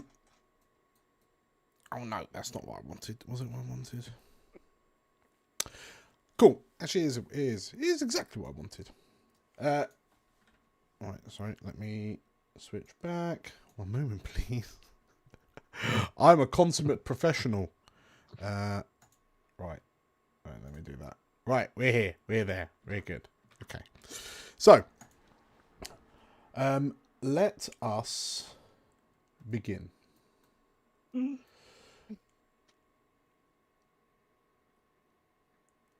King Emeris has entrusted you, Professor Twigg, with gathering your most trusted allies to carry an important package to Hush, a small village within the ancient forest of Sablewood. The crate is large, heavy, sealed with magic, addressed to the Whitefire Arcanist. You've been given a map and a carriage, and the promise of reward upon your arrival. So, as the leader of this troop, Twig, what would you say were the respective reasons for choosing your three companions? Okay, interesting. Well, I think I'll start with Ruby because it makes sense that I would have hired another spellcaster. Mm-hmm. Perhaps I've worked with Ruby before with magical related means. I guess as a wizard and a sorcerer, we probably had fun conversations about how magic is formed for us and how we use it differently and respect it.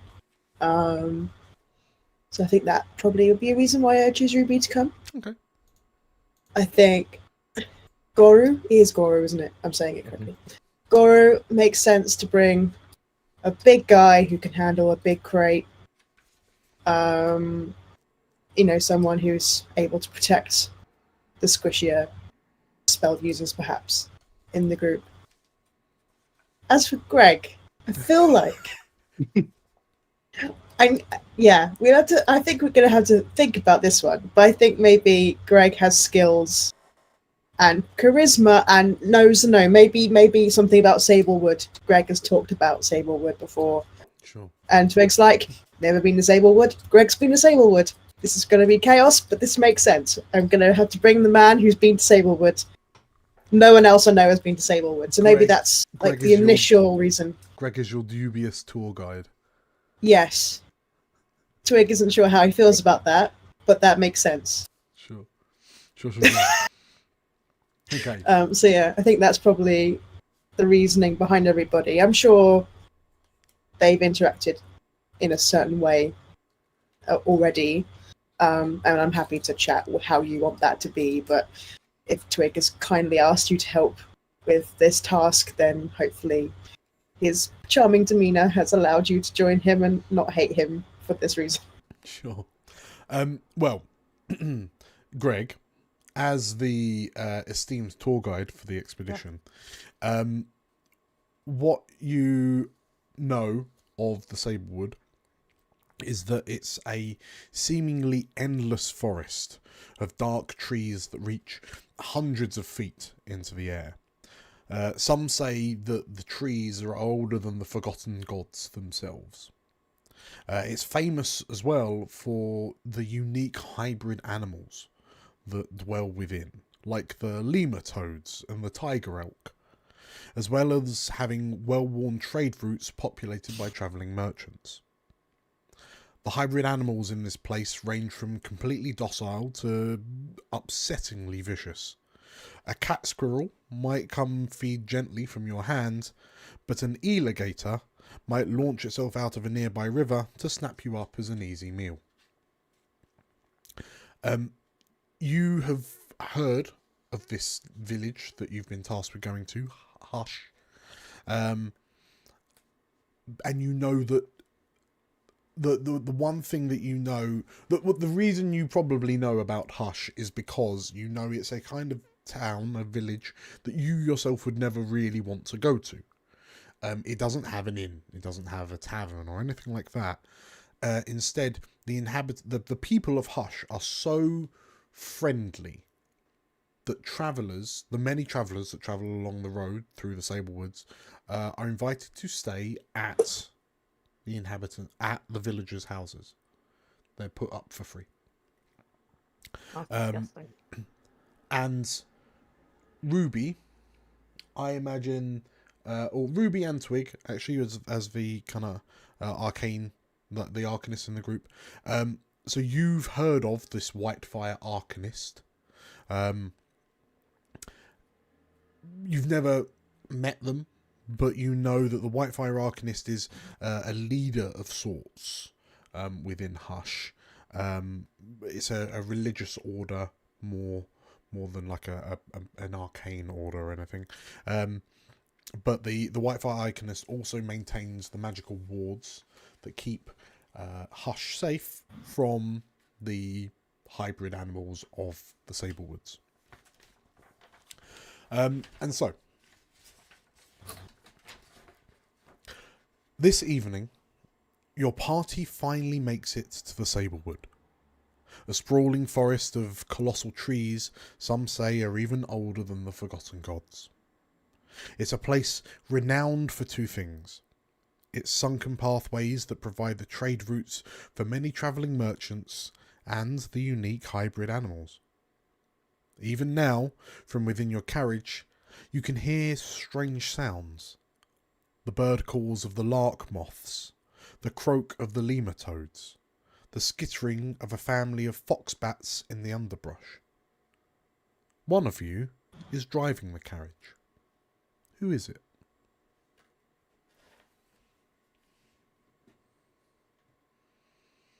I'm going to say it's Greg.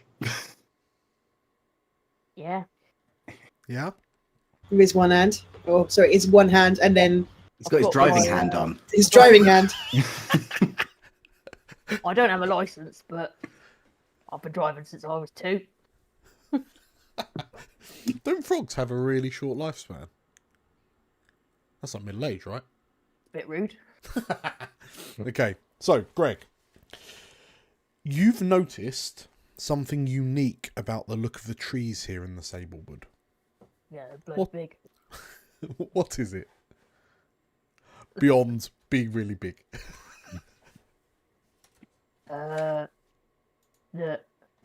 They're interesting colour, not normal. Okay. I haven't seen a lot of trees, to be honest. I don't really look at them very often. There ain't no trees in the undercity. Yeah, So, that's true. That's true. They're bigger than most trees I saw in a book, and more of a kind of silvery sheen Okay. than I ever expected. Okay. So, like silver sheen, perhaps slightly kind of like Avatar blue people Avatar, like iridescent, glowy, shiny. Better than the books. Yeah. Okay. Amazing. Okay. So, in which case, yeah, you're all kind of trundling along in your carriage, surrounded by these enormous trees that are tall enough that it almost looks like they're arcing over you as they reach up towards the canopy that you can't really see for the gloom overhead. And Greg, as you kind of how are you feeling as a carriage driver? Like you're quite deep into the Sable Woods at this point, but are you feeling kind of like comfortable with like knowing that you're being watched by all these kind of mishmash creatures, or is it quite it's nothing compared to the Undercity? Yeah, well, it's nothing, but I also don't like the look of all the teeth that all these little animals have. You could get bitten by any of them. Don't really like it. I don't have a lot of sort of skills in fighting badgers, so I just don't. Badger don't bears. like it. Badger bears. Badger hogs. That'd be badger hogs. Okay. I mean, the other three of you, you're in the kind of covered carriage. It's quite a nice, well-made, like wooden carriage with some very kind of quaint little circular windows on either side to let you see, like, mounted on the doors. How are you feeling in the Sable Woods? Like, are you a bit wary of the denizens of this place, or have any of you got your noses pressed up against the window watching in wonderment as these kind of these peculiar silver-esque trees pass you by? I like to think that Ruby's got her what could be equivalent of a nose on her little face, sort of pressed up against the window, sort of not just looking at the trees but also listening out at the different sounds and the different animals, and trying to see if she can work out what different animals. And she'll just be like, oh, that one sounded like someone sounded like a little pig ray. Yes, I like those ones. They're very nice. How about Gorou? How's he feeling? I'm imagining it's quite cramped for you. It is quite cramped, so which is why I'm assuming at the front portion of the carriage there's an opening in the arch where Gorou's head comes out from underneath, like almost like next to our Ribbit friend here, kind of just taking in the strange nature that. Hang on, are you like kneeling on your bench with your bum stuck out, like into the middle of the just peering out the window? But like, imagine a massive Galapa doing this. So he's got his big arms hunched over, and he's got his neck out, and he's looking around the strange environments, and he's trying to get a feel of the environment as he's traveling, to get a better sense of this. I mean, it's alien to him, but he's very in tune with nature. So he's just taking it in, hearing these sounds of these creatures, trying to perceive what might be potential threats, or what might be just creatures going about their merry way. Just in one sense, in a bit of awe, whilst he's also like slunk like behind his shell is this massive plank of a great sword. Sure. Okay. As he's just like holding the back, like from the front of this carriage next to Greg, just looking around. Amazing. And last but not least, Twigg. How are you feeling with the pressure of the King's Order weighing heavily on your shoulders? Yes, I think he's a very nervous little goblin. No, I think actually he's taking it quite well. I think it's more the fact that I don't think he's ever left the original community they were in. I feel like he was born in that community, like the Lowborn area that they were in before, I feel like he's lived in a library. He was born in a library. Like, him being out in the middle of a forest with lots of other creatures is not his usual. He's used to like a multifaceted community in the lowborn world, so he knows lots of different races and people. But in terms of being out in a wood he doesn't know, like that's more the concern for him. So I feel like he's looking out the window and making notes. He's got his spell book is actually scraps of paper.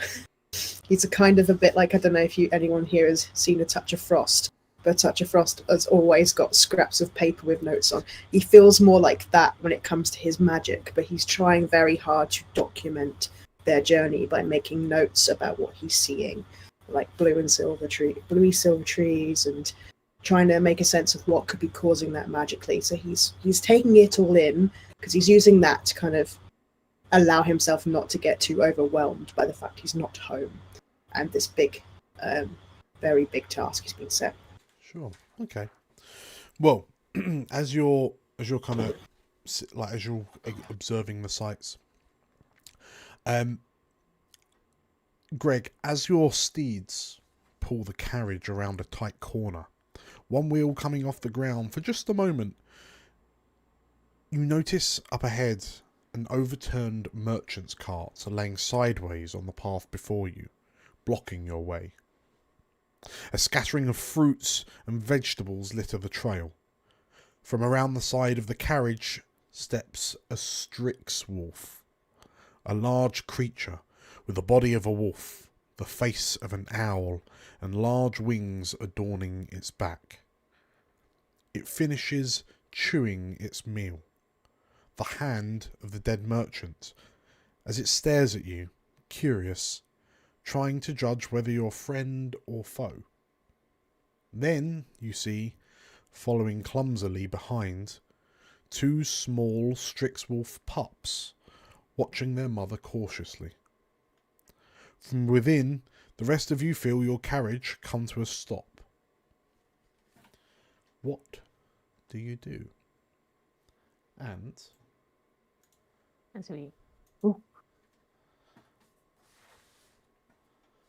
as I slow the horses down, I'm like, "Ooh, pull your socks up, lads. We've got company." let me put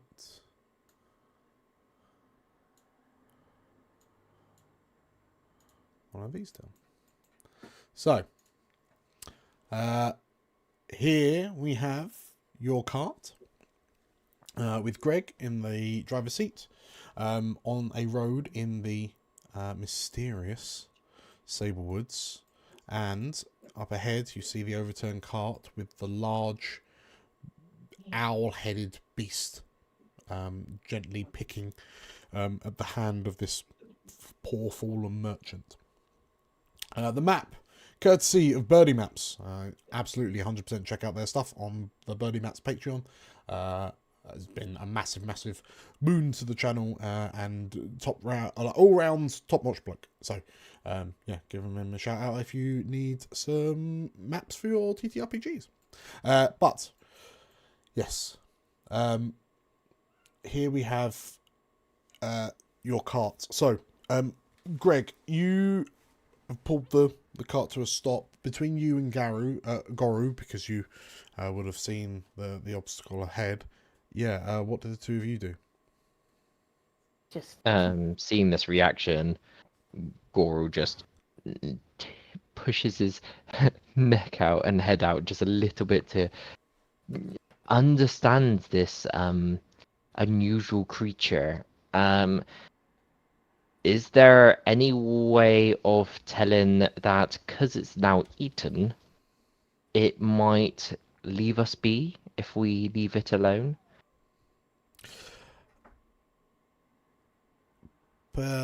Well, that sounds roll worthy. So, I'm going to invite you to tell me what you think you should roll for that. That's fine. I think in this instance, So actually, this is let's just quickly run through it for the purposes of anyone who's not sure. of course. There are 6 attributes, like ability scores: agility, strength, finesse, instinct, presence, and knowledge. Each of those 6 abilities have 3 kind of skills that ramp off them.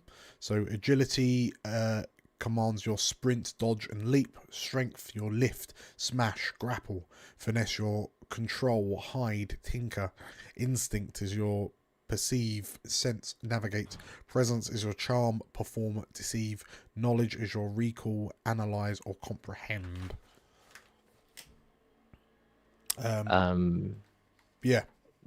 Yeah. From those attributes, I definitely think no, I'm not good in this area. This definitely feels it falls within the realm of instinct. I'm trying to perceive and understand the body language of these creatures. I think it would be more knowledge because you're analysing. Knowledge? Because perceive would be to notice that it's there, but if you're trying to figure out what you're seeing, that'd be analyse or comprehend. Comprehend? Sure. If you want me to roll a knowledge, I can. Yeah, that sounds more appropriate. Yeah, instinct would be. Will that be the perception check? Do you notice it? But the knowledge would be to read it, like more like insight if we're talking D&D terms. Cool. Yeah, no, I'm not gonna spend any hope on this. So not yet. So yeah, this will be our first roll. Yep, first roll. First roll. Minus first roll. 1 to my roll. First roll. Ho. There we go. So so you'll be rolling 2d12, your duality die, adding them together, adding your bonus, which you say is a -1. Yep. Okay. Let's see, folks. You can spend a hope before the roll to add an experience if it applies. Then you tell me the total. The total is 15 with fear. Oh, sorry, -1, 14 with fear. 14 with fear. Okay. So, I add a fear. Whoop. The fear token on next to my portrait has gone up. So, you know that. So the question was like, the Strix wolf is like fed. Yeah. Like how do you think that's going to affect its behavior? Yeah, towards us. Sure. Off the back of a 14, you certainly know that the Strix wolf in front of you is most likely a mother, given that the young pups are clinging so close to her. And like it's feeding time, so whilst she herself may well be fed, and she's gobbling down this poor human's hand, you are acutely aware that she may be feeling a lot more territorial because her young are with her. Okay. With that bunch of knowledge I might just address the group as quietly as a giant turtle can be. He will, without turning his head too much towards back to my companions, he would address the group saying, I don't think they have fully eaten their fill. Yes, What's out there? I can't see. A mother and her pups, by the looks of things. Oh, and she's going to try and like peer out the window as well to try and get a better look. Well, yes, you can certainly see like up ahead this scene. Greg, what are you doing? Looking at the hand in its mouth, looking at the single hand I have left. Yeah. And a tear rolling. Oh, you And must really lose not it, wanting to lose another one. Yeah, I mean, natural instinct. Uh-huh. Kill them all. Don't think that's the vibe of the party. So, I mean, it's a work in progress. yeah, I mean, no, he's a bit nervous. It's not really his dealing with animals Sure. and other large creatures. So kind of looking towards Gorou in a kind of, what are we gonna do, mate? You're the big one. I can try something if you wish. I like just go over and just have a little. Can you chat? Like, do you want to chat? Like, Wolf? No. No. Okay.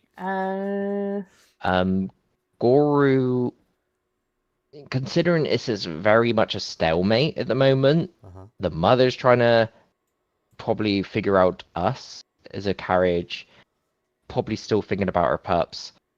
I want to try, if no one else would like to intercede, For it. something. Gorou, being a big boy, Uh-huh. he will almost come out of the carriage, he will try and make himself look as big as possible.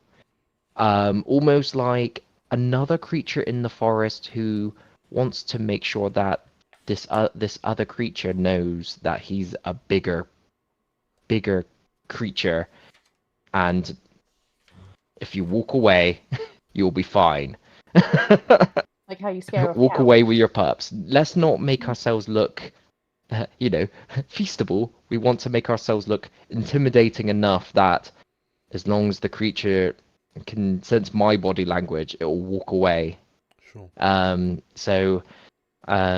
Yes, I'm trying to put on this big, with my sword in hand, just trying to make myself look as unapproachable as possible without making any sudden movements. Yeah, no, that's fair. Okay, in which case, presumably you're you're squeezing out the carriage to. Yeah, I'll clamber out and make sure I'm in the way. Sure. So as you start kind of climbing out, Twig, you can see that there's some sort of commotion. You've definitely heard that there's a Strix wolf up ahead. How are you? What are you doing? How are you feeling? I feel like he is processing and trying to recall what he knows about Strix wolves from his books. He's never met one. Yeah. And I would guess based on what Gorou has said about it's a mother with pups. I think that's what you kind of explicitly said that. Yeah. So it's like, okay, territorial. We need to feed the pups. We need to get past. Okay. Dear fellow, please be careful. Let's just be slow about this. There's no need to panic them. If we're slow and careful, and we show no threat, it should be fine. If they attack us, it is we are defending ourselves. We do not want to attack these creatures. This is their home, not ours. We just want to get past. As Twig's saying this, Greg is slotting his dagger into his hand. Okay. Twig's eye just twitches, and there is no other reaction. Just a precaution. Of course, You of never course. You said it. No, I understand this, but I'm hoping we bypass that option entirely. We do not want to bother these creatures. Let's just try and get past. I'm just going to get Marva dagger out and shoot. Wait a minute. Slowly. Okay. Okay. In which case, Twig, as you're kind of urging caution, Gorou. So you've kind of. I'm imagining that Ruby, you probably would have had to have hopped out as well to allow Gorou to get out. Yeah. So but yeah, so you, and like as you step out and you kind of look up, like you get a chance to really kind of take in the splendor of the forest around you, and the ground tremors slightly as this large Galapa starts like, ooh, are you just sort of like sword over the shoulder, like over the shell, just shoulders up? Yeah, it's Cheeks more puffed. of he's not trying to look like he wants to fight. It's more of I'm trying to look as big as possible, but keeping eye contact with the Sure. creature. Because sometimes if you keep eye contact with a creature, usually sometimes they might just back off. Yeah. Okay.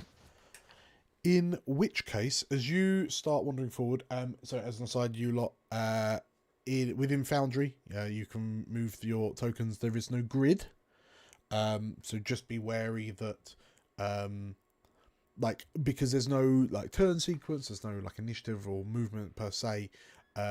Generally speaking, well, it'll still tell you how far your token is moving, but yeah, just don't be silly with it. Yeah, so Gorou, if you want to move your token, and then we'll see what happens. That's the thing. I don't want to step too far forward Sure. because it's I'm not trying to make myself available. I'm just trying to make myself like as a faraway potential threat. Yeah. And I'm bigger. Yeah. So I'm trying to convey body language to this creature through a more natural predatory means of. Well, let's say just in front of the horses, so you're certainly the closest thing. Sure, let's Cool. do that. Roll me a presence check. I am considering DM. I have 2 different experiences that I could add to this if I spend a hope. One of them is one with nature, and the other one is I'll have your back.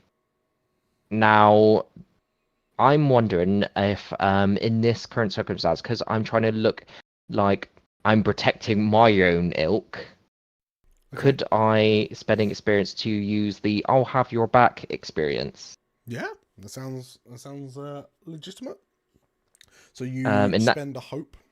Yeah, I'm going to spend a hope for Okay, that, so I'll and give you one. this will give me a +2 to my already +1 presence roll. Very good. So bear with me. I will make the roll. Oh, That's a crit. 2 6s. It's a crit. critical success. So when your duality dies are the same, that is a crit. So, you mark a hope, if nothing else. So I'll put you back up to 2. Yep, back up to 2. Right, so you're back up to 2.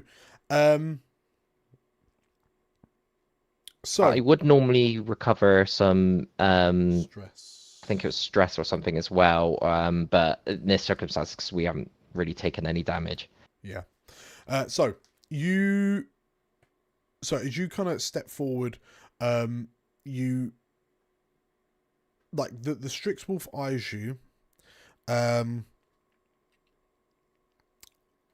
mother hoot howls, as if calling to another Strix Wolf among the trees. You know you might not be alone for long. No, wait, that's the wrong thing. Ignore that.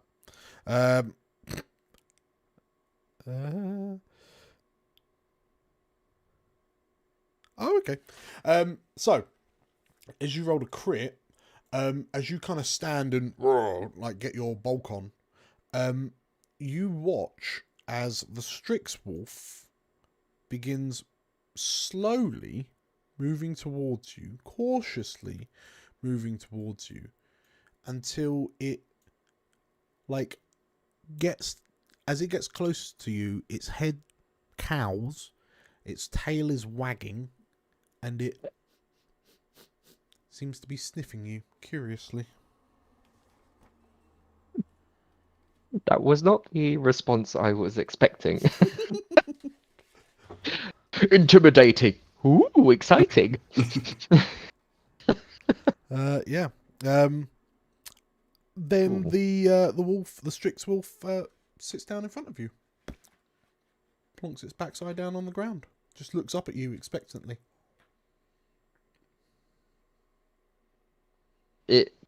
So do I get the sense that this creature has rolled on its back and expecting some sort of belly rubs? No, it's just it's sat down. sitting. It's looking up at you, but it's got a very like it's approaching you in a very kind of subservient way. Like it's looking at you in a sense of Thought. like it's not seeing you as a threat, but it's also not seeing you as like a rival or anything like that. It just seems cowed by your presence. Okay. It's your new puppy.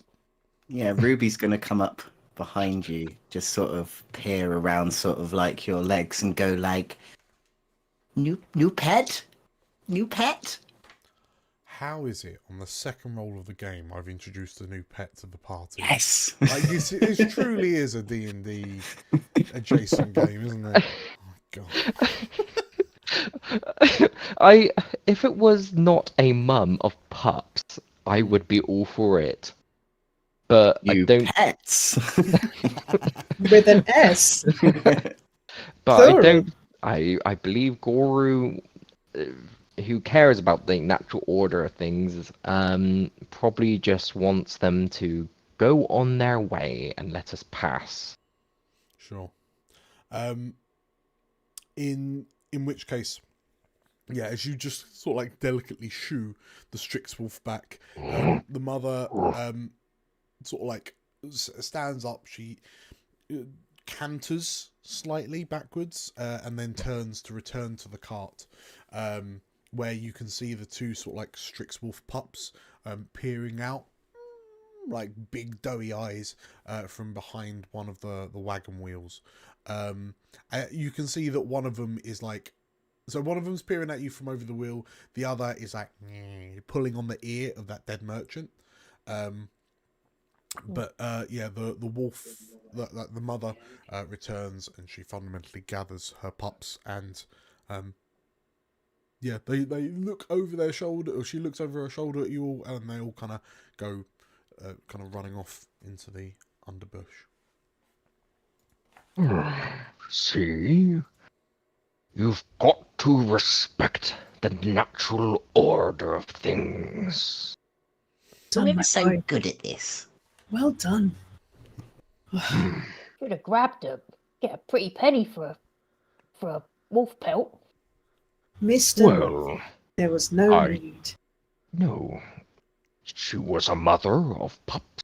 It's just dawned on me. I said run off into the underbush. These things have wings. They fly off into the treetops. That. Who?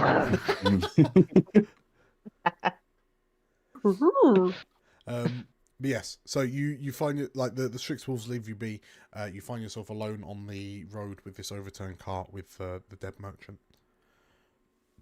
Um. I will- I'm gonna hop off the cart Okay. and go look in the pockets of Yeah. the dead merchant. Yeah, waste not, want not.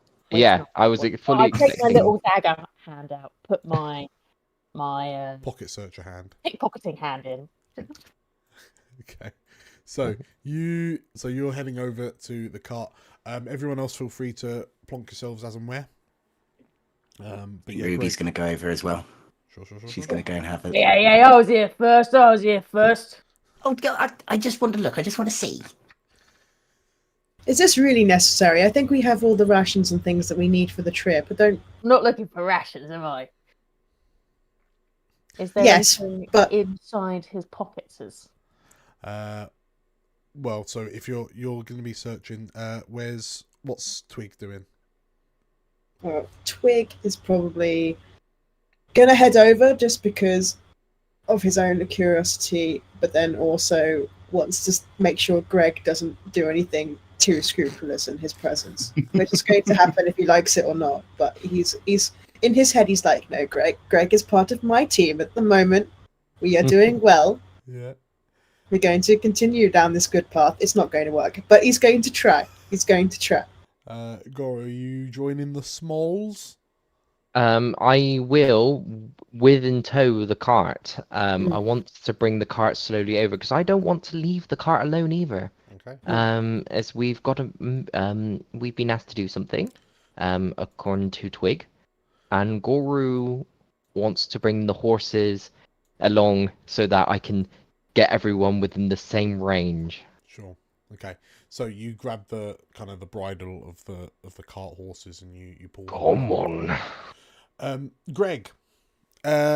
So you kind of gleefully drop to your knees and start rummaging. And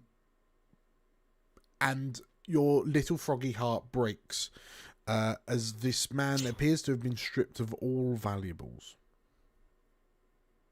What are they? Bloody thieving wolves? What are they got to do? Where's his bloody pocket watch? Where's his gold? Well, you, like, as you're kind of rifling through and you're wondering, you know, why has he got nothing in his pockets? As you kind of take his hat off to see if he's got anything under his hat, because that's a good place to stash things, right? That's why I put things in. Right. The head lolls back, and you notice the driver's neck has been slit. Oh, I don't think the wolves were carrying knives. Guys, I was going to say that's something new for them. No. Right, there's someone in the woods. Right, it's an ambush. It's an ambush. We're gonna get bloody nabbed. Is it? Do you think it's wise to get back in the cart and just keep going? Do you think that might be? They're in the car. Oh yeah, just get back in the cart and we go. We just quickly What? get down End to up like this bastard? No hands. So where? If there's an ambush, where are they? So you There were wolves There's as point well. in it. We don't know where they are. But let's get out of here then. They thought it would they? So the cart, Bloody hell. the cart is fundamentally blocking off the whole path. You won't be able to get your cart past it. It's almost like we need a big strapping old lad to go. I can move that for us if you wish me to move it. Yeah, go on, mate. And he just lumbers over now that the horses and carriage is within the same vicinity. And I would like to try and move this cart. I will say, I will look around and say, Is anyone willing to lend a hand? I mean, I could give it a go. I'm not very good at Very, it. very insensitive. You know I don't have a two-hand. I apologize. I'm just gassing you. I'm just gassing you.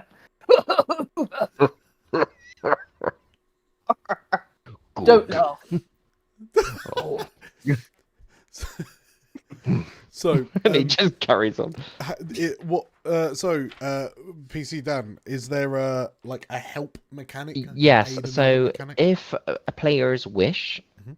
they are welcome to spend a hope to provide advantage, providing they provide a narrative reason behind helping. And what that does is, by spending a hope, you provide the player with advantage, which means in this game, it's rolling an extra d6 on top of the roll. Yep. So, is Ruby aiding? Yeah, as much as she can. She does have a -1 in strength. It won't.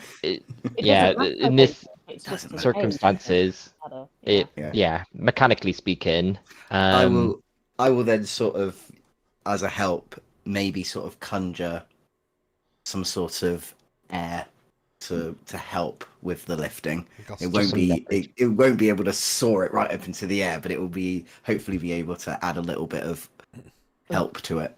Okay. So that's one hope which I've deducted. So Gorou, make me it's going to be a strength. Yeah, strength roll. Yep. A strength roll. This is a lift, if we imagine it. Yeah, this is a +2 on that, and I will get an extra d6 on top of this roll.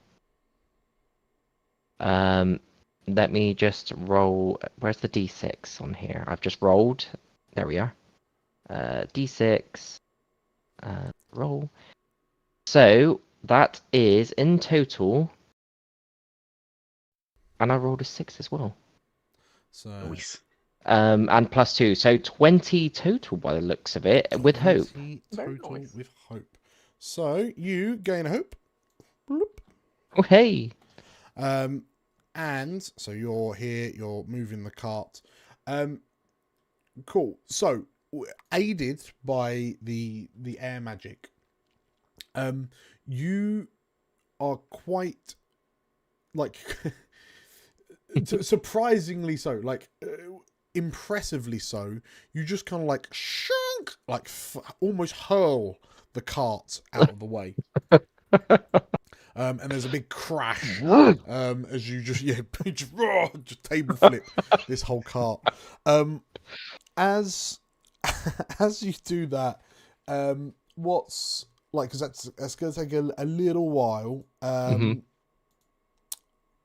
Twig, is there anything you're doing? I'm probably keeping an eye out because Yeah. we did just find out that there was an ambush here of some description, Sure. which makes him a little nervous. Yeah. That's fair. He's trying to just. So yeah. So can he roll? Please make me an Is it an instinct instinct? Okay, cool. So that's a +1. Yeah. I really hope this works. Hey, so that would be 11 with hope. 11 with hope. Ooh. So you are up to 3 hope.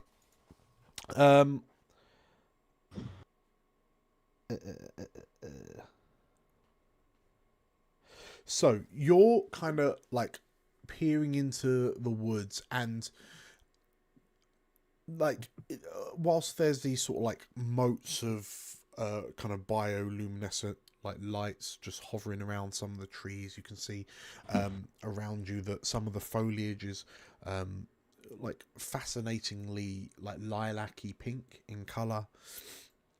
There are like large kind of purple leaved ferns behind you. There are various colored kind of mushrooms and fungi growing. Normally, you know, they'd all be of similar kind of genus or species. Yeah, it's just a smorgasbord of mushrooms. It's all quite fascinating to look at. It's really eye-catching. And then your attention is caught by the sound of a roar! The Galapa heave hose an entire cart a good kind of 15 feet. So And as you kind of as you turn and look, in a whirlwind of cracking branches and unsheathed blades, a group of 4 thistlefolk jump out from the brush alongside the road. The overturned cart was an ambush. Dun, dun, dun! They stand before you, weapons drawn, blocking the road. At this point, I would normally place down an action tracker, but we're just gonna like tally respectively. So let's pull out whoop whoop whoop and then whoop, one there, and then one, haha, he's behind the rock. So on Foundry, how do I zoom out? I'm really close in. mouse wheel. I don't have a mouse. Oh, Also, just a quick note as well. From what I can see on the map, where the cart used to be, there's still a shadow coming off of the cart's original place. Yes, thank you very much. Just go ooh, ooh, ooh, ooh, ooh. There, gone. Brilliant. Thank you. Actually, well, I can. Wait a sec. Oh, yeah, sod it. I'll just delete that. Okay. So yes, three frog-like creatures. You recognise them as ribbits. Leap out, and perhaps, and curiously, a mustachio, like a bearded halfling like springs out from behind a nearby tree. So they will go first as they've sprung an ambush. So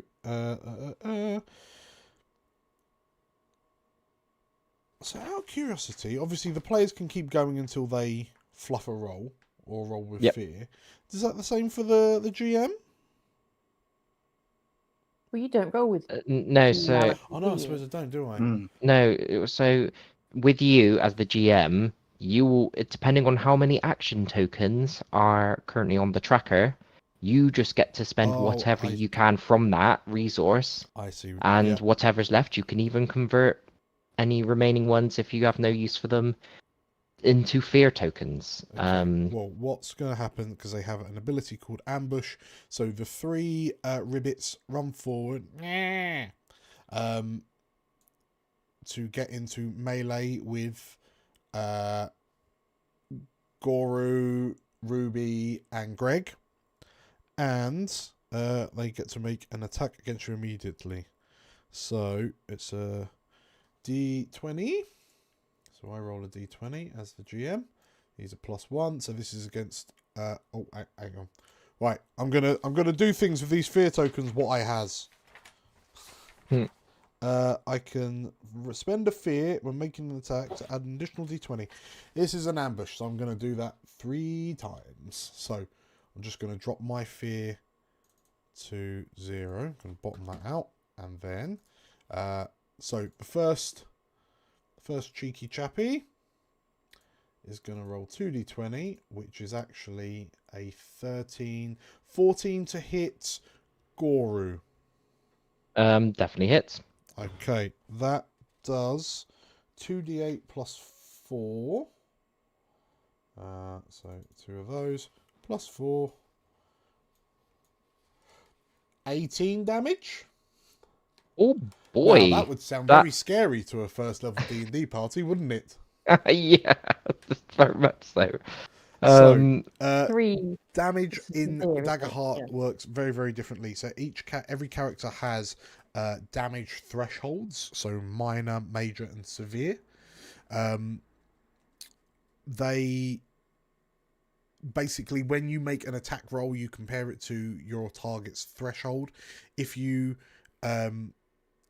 more than minor, sorry, if you surpass severe, you do 3 damage. If you surpass major, you do 2 damage. If you surpass minor, you do 1 damage. If you don't surpass minor, then your target takes stress instead, and stress does stuff and things. But yeah, 18 I'm gonna guess is severe. It just meets my severe. Okay. So it just meets my severe. However, again, in this circumstance, I'm able to spend a armor slot if I so wish to reduce that number. However, as part of my ability as a stalwart guardian, when I take damage, I may spend a hope instead of marking an armor slot to reduce the damage by my armor score. So, because I have 3 hope, I will take 1 hope off. Okay. And I will reduce that severe down to just meet my minor threshold, because my minor is an 8, and I reduced it by 10, which is my armor score. Wow. So went from severe, just meeting my severe, now to just meeting my minor. Okay. So I will take 1 hit point on that. So this pinpoint attack that only does 1 hit point of damage. And out of curiosity, how much health does Gorou have? So all characters, I believe, start off the campaign with 6 HP. 6 HP, okay. So you've taken 1 damage. The one attacking Ruby will be doing the same. So 2d20 is actually a 16 to hit. Yeah, that definitely hits. Okay. 2d8 plus 4 is 19 damage. Yeah, that's 3. I would spend an armor slot, which is so PC down, because it minuses the armor score. Is that Yeah, correct? so whatever your Okay. armor score is, you can spend multiple as well if you really wanted to in I've only one got go. 3 armor slots. I'm gonna need. Yeah. So, but yeah, you Um, can reduce that. You if you spend 1 armor slot, you can reduce it by the number of your armor score from Right. that damage. To hopefully bring it down to lower brackets in your Unfortunately, threshold. no, because my severe level is like 13. So I'm I'm probably gonna just take the 3 hits. Okay. Can you? Oh God. Yeah, Okay. and my armor's only 5. I'm a little Yeah, but squishy woman. if you spend If I spend 1 armor slot, then Well, if you spend 2, then it would Mm. reduce it to if 9. you spend 2, that's 10. Yeah, let's go with that then, because that's Okay. a hard hit. So I'll spend 2 armor slots and I'll get it down to a major, which will be 2 instead. Sure. And this is a roughs. This is brutal. My last fear dice against Greg is a 13 against your evasion. Yeah, it hits. Okay, and plus 4 to that, so 12. Yeah, so I'm going to spend an armor slot, and that'll take me down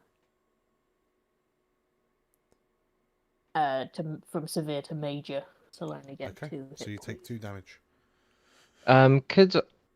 Sorry to Yep. interject here, but I do have an ability as well, which I can get in the way of that attack if Oh. I so choose. Which is if I were to spend a stress point, spend a stress, I could take the damage instead. Oh, okay, is that like so you gain stress to do that? Yeah, so I gain a stress immediately. If an ally within very close is going to take damage, yeah, it's going to take damage. I can mark a stress to stand in the way and take the damage instead, and Okay. I can reduce that damage by a value equal to my strength trait, and I can still spend armor slots if I so wish. So if DM you allow me, Gorou being really close to my frog friend here, who looks like he's going to take a massive hit, will just sidestep in the way of the blow with my great sword. Spending I will take a stress, and I will. So what was the damage? Sorry. It was 12. 12. So reduce that by 2, so that's 10. Mm-hmm. I'm going to spend an armor slot to make that 0. Okay, so you just take stress? No, I take nothing because it's reduced to 0. Oh, okay, I see. Very good. If it was between 0 and your minor threshold, you take a stress. Gotcha. Okay. Very, very... Oof. There he was. There he was. So this, yeah. And what, are you just bodying in the way of... No, so as I've just taken a strike as I've been trying to deflect with one of my shoulder pads off the frog in front of me, and I've just seen a heavy hit land towards apologies, names going out of my head now. Greg? Greg. So yeah, I saw Ruby take a massive hit, and not wanting this to continue, seeing it look like a devastating blow coming towards Greg. So in that moment, he will take the momentum that he just took and just sidestep, taking the other brunt, but using the greatsword as taking most of the blow with his armor, taking that hit. Very, very good. Okay, in which My case... hero. In which case, I've got you. That is me done for the first part. So I by the sounds of it, you lot can decide who wants to jump in. Does anyone have any strong feelings about taking the first hit? Well, Well, I was going to say I just want to check something. I have a spell which is Wild Flame, which I can use up to 3 enemies very close to you. Yeah. But how close is very close? Obviously, it's if it said 10 feet, I could then measure 10 feet. So just double check. Yeah, 5 to 10 feet is very close. So how close am I to everybody? So, I mean, if you wanted to get in the middle of your 3 companions, you'd be I able probably to could then. hit all 3 ambushes, like all 3 Cool. ribbits. I'm thinking just because I'm seeing all my friends suddenly in Yeah. danger and they've all been hit and I haven't, I feel like Twig would very anxiously kind of rush into the middle and just like take out one of these like what looks to be like a scrappy piece of paper, crush it into his hands, and then spread it out, and these like motes of flame just burst at the thistle people. Which so to do this, I do a +2 spellcast roll. Okay, so you move in so- between everyone. Yes. And spellcasting rolls, I'm not quite sure how they work. It just says a +2, so I assume that's a normal roll, So 2d12 but +2. +2, yep. Cool. Okay. So if you That's- will start at like 12 o'clock and then we'll work clockwise. Okay. So Yeah, hold on. Sorry, I was just going to check the rules on that as well, because normally sometimes your spell casting might suggest like a trait to use for your spell casting. Oh, it's knowledge. It's +2 because it's my knowledge. Is Oh, +2. sorry. Okay, yep. Yeah. Got you. No, sorry. I should have made that clear. So yeah. So but it says on the domain plane it said +2 for knowledge. So yeah. So I rolled 9 hope, 4 fear, +2. So 9, 10, 11, 12. So 14, 15. 15 with hope. 15 with hope. I've just Mhm. realised this might let you count up loads of hope if you... But also it says dealing up to 3 enemies close to you, so I'd assume that would be all 3 enemies, not just one individually. Yeah, well... Yeah, so in terms of if you're hitting multiple enemies, you do 1 roll to hit them all. Oh! So that would then hit all of them. Spicy. That's cool. 15... sorry, it was a... So it's 15 in 15 total to with hit. hope. Yeah, that hits him. Cool. So I gain a hope, Yep. So you're up to 4. and then great, and then I can roll my damage, which is 2d6. Okay. How do I do that on here? So it's just so- the square Yeah. twice, Beyond, right? underneath the chat, I think. Yeah. Yeah. Right. 11. So 11 damage to each of them. Nice. Is that good? So, right, to paint the picture, Twig, you've just seen your companions just get rushed by these 3 ribbits. One of them's like driven a dagger into Gorou's side. He's kind of like roared, but as he's kind of flinched away, he's brought his greatsword up and like parried a blow of a second that was aimed at Greg, who was just a bit like literally had a hand in the pocket of the dead driver and was like a bit slow off the mark. You've seen like Ruby like hands up and get jumped, and this dagger was right into her collarbone, like into her shoulder. And as you run in, and what does this spell look like? So yeah, as I was saying, I pull like this kind of scrappy. It kind of feels like almost like a spell, like like how like there are like wizarding scrolls. I feel like it's that on like a really scrappy piece of parchment that he's just kind of like crushed within his hands, and then the fire has built up in his hands from that, and then he's just like spread it out. So it's quite an anxious magic, but it's almost bordering on sorcery. It feels like more innate than learnt, but obviously it is learnt. It is wizarding magic, arcane, as he like spreads it out. And I feel like it's a bit of a whirlwind as this fire just directly hits each 3. Okay. In which case, yeah, I imagine these kind of three sort of like gouts of flame that fly out around you and just like arc around your companions to like in that stupid curving bullet film. Yes. Yeah, I remember. It arcs around your 3 companions, and the blast, like perhaps fueled by your panic at seeing your friends kind of being jumped so savagely, the 3 ribbits like explode into flame, and they go screaming off a few steps before collapsing to the ground. Their severe threshold is 10, and they have 3 health. So they're all Nice. they're all down. I feel like Twig is in the middle, just like, Yeah, like still like it's like heaving, like, okay. This, Oh, thanks for the blood, Dan. That's thanks for that. This That's torrent- gross. Well, they are down, and then we can decide whether they're like out or not. So tell you what, I'll just spin them. Just I'll just spin it. It's a PG show, right? There we go. So yeah, they collapse to the ground as the magical flames peter out. Who next?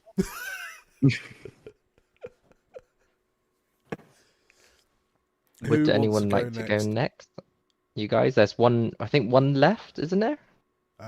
So there's a hop. there's a halfling in the tree line, just off to your left.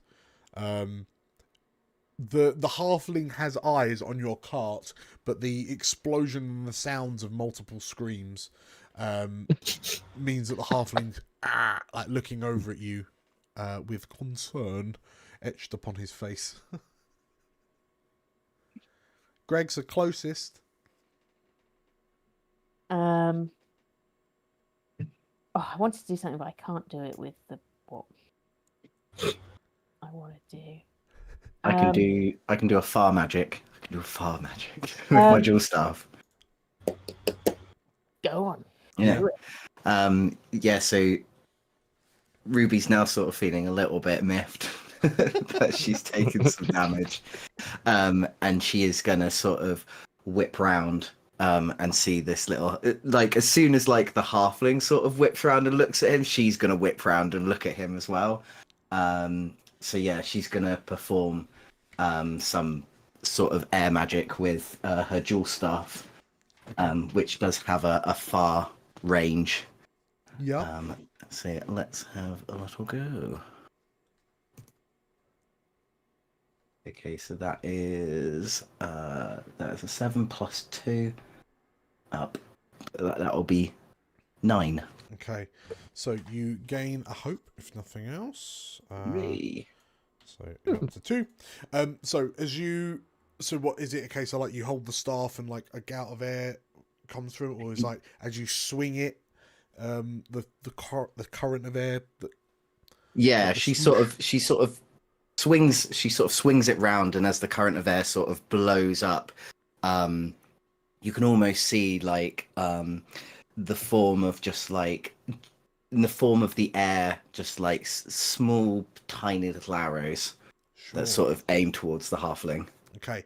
In which case, yeah, as these kind of darts of air fly out into the tree line, this halfling, in a very Helldivers 2 kind of way, just like dives for the ground and sort of like hits the ground, rolls a little bit, and stands up a few paces away. Unfortunately, that's a miss. Boo. So that is 2 actions so far. Anyone else? Because he missed. Oh, I then get to have a go. Okay. In which case, Have a go. I'll have a go. The thief will. Oh, bloody hell! Oh no. He's gonna. What's he gonna do? I mean, there is a part of me that feels like. Stay away from my bloody horses. get away from the cart, mate, or I'm fireballing you. You know what? I think given he's just watched 3 of his mates get murked. The halfling takes one look at you all, and nah, mate, nah. You could do a runner. You should, yeah. The thief, the halfling just disappears off, like into the undergrowth. Oh. Ruby's just gonna shout out, "Yeah, that was a warning shot." Yeah. The morale heartily shattered, and you just see him sort of disappear under a log, and then he's gone. Cool. That was That was so. Hang on, that fireball thing's like a cantrip, right? Yeah, I can do it multiple times. There's only one spell that says per long rest, so yeah, that is. Avocadum, screw you! That's the thing. I also have an ability to attack multiple creatures within a close range, but I wanted to see spellcasters do some cool stuff. So I'm so glad to see Twig just come in and just be like, "Hoppa!" Well, there you go. Yeah, that thief is off. He does not want to mess with. There's 2 spellcasters in there. That turtle just took a knife to the ribs and shrugged it off. Yeah, no, the halfling bamfs. Cool. So, as you're all kind of like heavily breathing as you're catching your breath, Ruby, like the adrenaline starts to wear out, and you're acutely aware of the stinging pain from this wound in your shoulder. What do you do now? And also, Twig, are these ribbits cooked or just unconscious? I feel like in the anxiety of the moment, unfortunately, they are cooked. Yeah. Because I feel like if it was a different situation, he wouldn't necessarily want to kill anyone. But it was a very like they were surprised, they were then attacked. He kind of acted on instinct, so Yeah. I don't think he was able to control the flames as well as he probably would like in a normal That is all situation. that's left of them, by the way. Just Smell skull of and burning blood. flesh. That brings me back. Yeah. Is everyone okay? Yeah, I immediately turn around, looking towards Ruby, and say, That took us by surprise. I'm sorry I could not get in the way of that attack for quick enough. Oh, don't you worry. I'll be all right. Are you sure? Yes, I'm made of thicker skin. Let me look, darling. Let me look. Can I use my mending touch to heal Ruby, please? Yeah. So So, tell me how this works.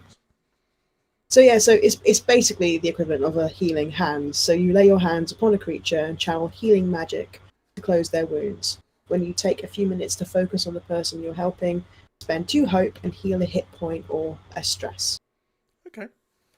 So hopefully that'll be of help. And is that like, can you do that as often as you like, as long as you have? No, that's just per long rest. Oh, okay. So, and it says once per long rest, when you spend this healing time learning something new about them or revealing something about yourself, the 2 hope can spend heals 2 hit points or 2 stress instead. So I could wait and then I could do it during a long rest, and then it would be more narratively supportive. So Okay. I could do that. What I don't know, obviously, when we would do a long rest, but let's say if that was coming up, I would say I'd save it for then. But if we need to, I can do it in the moment to give you extra. Well, I guess in this moment, for you would all kind of recognise that now that the cart is out of the way, your route to Hush is now unhindered, and you can get back on the road. Sure. As opposed to like staying here. Sure. So yeah, Ruby, if you're happy, we can do. So I think basically, Yeah. Twig will explain. Like, tell you what, when we rest, I'll make sure it's all nice and healed. Oh, you always look after me. Yeah, don't worry, it's all gonna be fine. Okay. So yeah, Greg, unfortunately, after a quick scavenge, because I know you're going to ask, these ambushes, these ribbits, are woefully lootless. Yeah. Still burning it. Upsettingly lootless. So, are you hopping back in the carriage and heading off? Yeah, come on, guys. Let's get in. Get on our way. Cool. Very well. and just like I'll probably shove some of the bodies and stuff to the side from quickly just to clear the path a bit more, and but also wanting to leave the bodies for the potential creatures to come back and feast upon as we carry Yeah, on our well, journey. Ah, cooked frog. That's all you need. Exactly. Amazing. Okay, so you all kind of clamber back into the cart, and you kind of carry on with your journey. After is there anything fundamentally you will have time to rest, but you suppose that like a long rest per se might come when you reach Hush. So Yeah. is there anything? Do we want to take a short rest as we're traveling? Do we have the time to do a short rest on this journey, GM? Well, I I would. guess the people in the cart, maybe not the person driving the. To be fair, you do know. So, Greg, you know that you're not all that far away from Hush, and from what you gather, given the stories you've heard of the very friendly and welcoming townsfolk, like a long rest, food, bed, drink, is going to be much easier to come by when you get there. But yeah, I mean, in the meantime, are there any kind of discussions about what's just happened, or any musings that you have, or is it a relatively quiet, tender journey? You go ahead, Theo. No, I was just thinking. I think Twigg will feel a little bit. I wouldn't say the word embarrassed because he's proud of his magic, but he'll be a little concerned he was unable to control the outcome because of his panic, and believes he should have probably dealt with it better. So he's probably a little quiet, but relieved that they're on the road and they're back on the plan and everyone's safe. But maybe just a little bit more nervous. Sure. I can imagine Gorou sensing a bit of silence in the cart will, like an older fellow probably tends to do, like trying to break the ice in the cart, and it's just like, Well, that was quite exciting, wasn't it? That was quite impressive. Your magic, was it? What was that? Yeah, you did an absolute bloody number on him, didn't you? Wow, very good, very good. I was Do that more often, mightily didn't you? impressed. Yeah, brilliant. Absolutely brilliant. Thank you both. That's very kind of you. I just... it's a spell I only have to use in dire circumstances, if you understand. I don't really like to, do that sort of thing very often. Not something I need to do, usually in the Athenaeums and the libraries I spend time in, but it is good to know that I can defend you all, as you are able to defend me. Thank you. I am very grateful. And I'm just glad you were all, okay. It was a bit of a shock, really. Yeah, you see Gorou's head like crane towards you, and this big massive hand just sort of gently taps like a finger on your shoulder as the big to the smalls. And trying to be comforting, like, Well, practice makes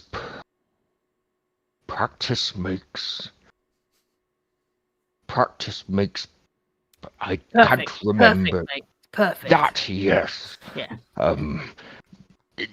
You will do fine. The more you use it, the more you will understand your capabilities. Yeah. And the more people you can kill, Well, the more you use it, the better you get. Yeah.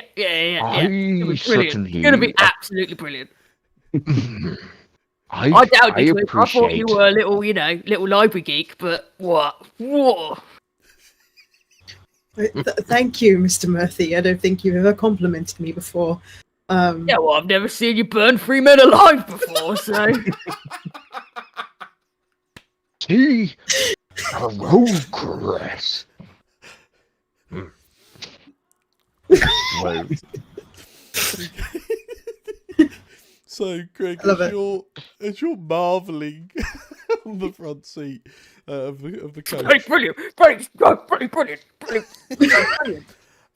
So the path, the path leads you further into the forest until you spot a large stone pillar, carved top to bottom in ancient dwarven symbols. This denotes one corner of the peaceful village of Hush. When you pass beyond the stone marker, you feel a small sensation, like the pop of a bubble, and then the sounds of friendly chatter become louder. Though the trees of the sablewood are unchanged here, there is a distinctive, safe and comforting air.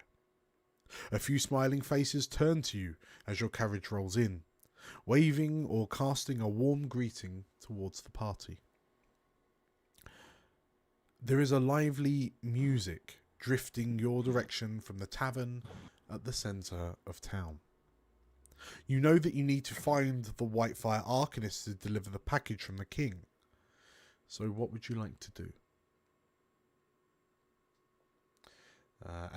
What sort of time is it? Yeah, I was just thinking that. It's difficult to say because of the thick Trees. canopy overhead.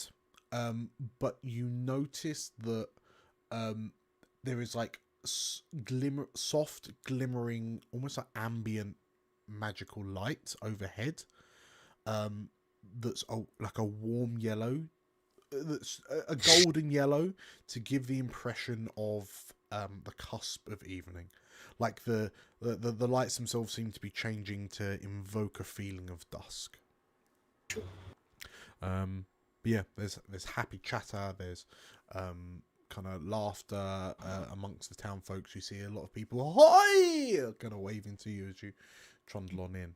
But yeah, as the cart comes to a stop, and you start to decant, yeah, what are you doing?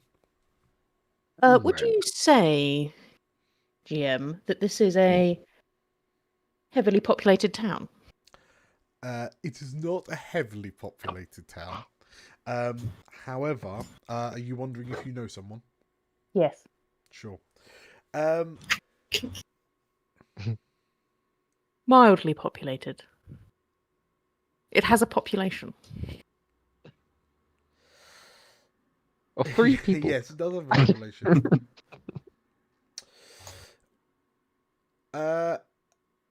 You know what? Choose a number between 1 and 3. 3. Interesting. You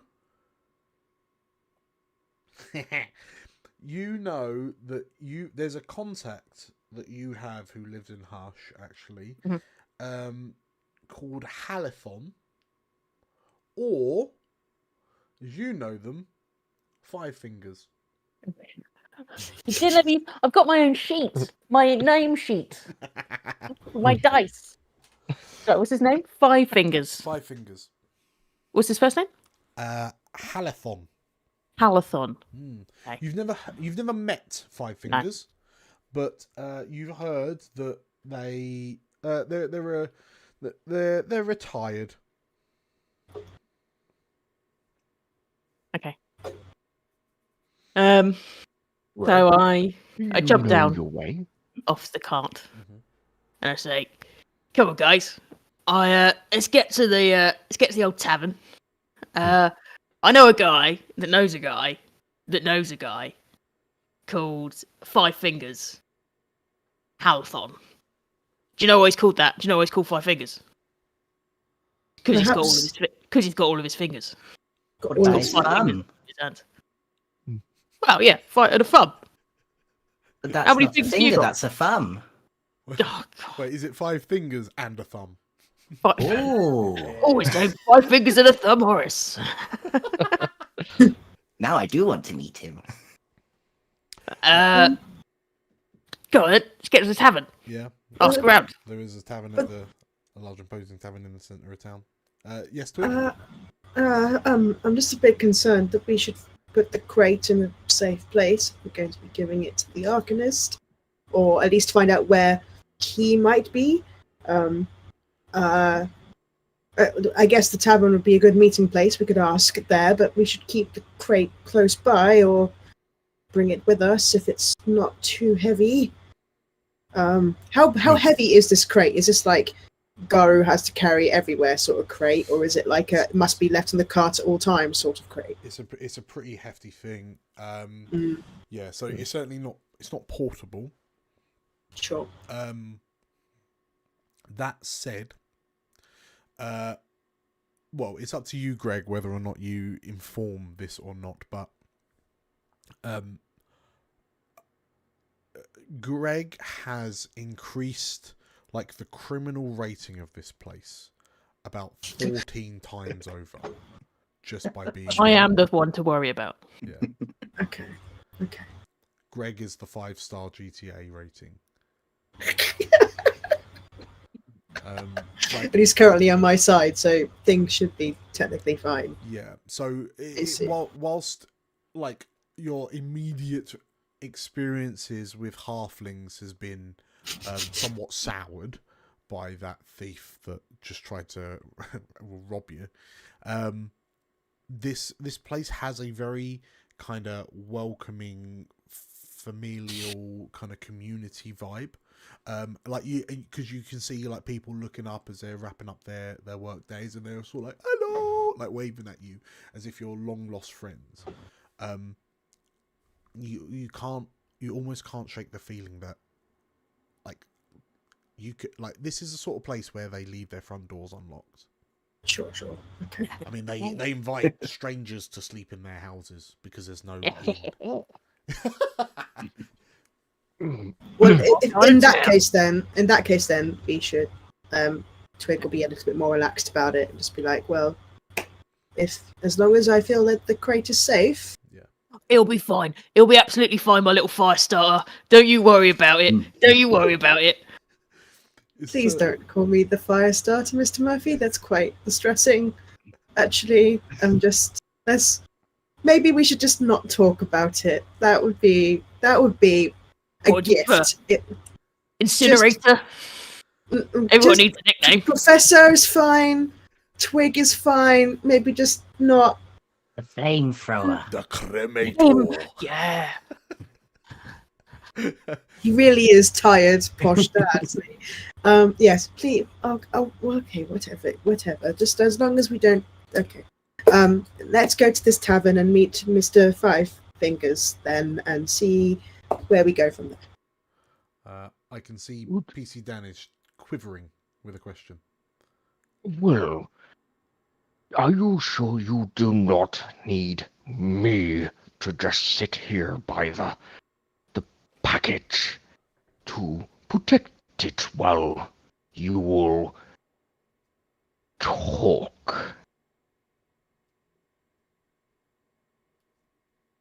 I mean, this place, it feels pretty secure, my good friend, and we have had a little trying journey. You should allow yourself to have a drink in the tavern, and we should see if we can meet Mr. Murphy's contact.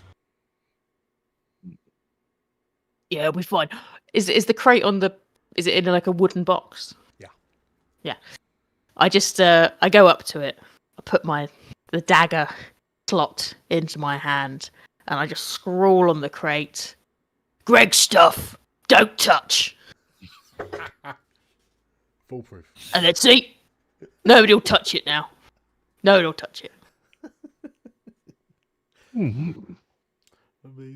Amazing. I trust you. You shouldn't, but yeah, all right then. Ruby, just real quick, how are you? What are your thoughts about this? About the town of Hush and this, let's say, this kind of like very enclosed community vibe you're getting from it? I think if it was any other character I was playing, they would be a little bit suspicious of how friendly it is. But because Ruby absolutely loves it, she's just all in for it. She's just, as soon as people like waving, she's like, hello, Hello. This is so nice here. And the town's like, hello, hi. Yeah, to the point where we're just continually doing this at each other. Amazing. They just do that until Greg just puts their hand down. That's enough, little one. That's absolutely enough. Come on, let's get you a drink.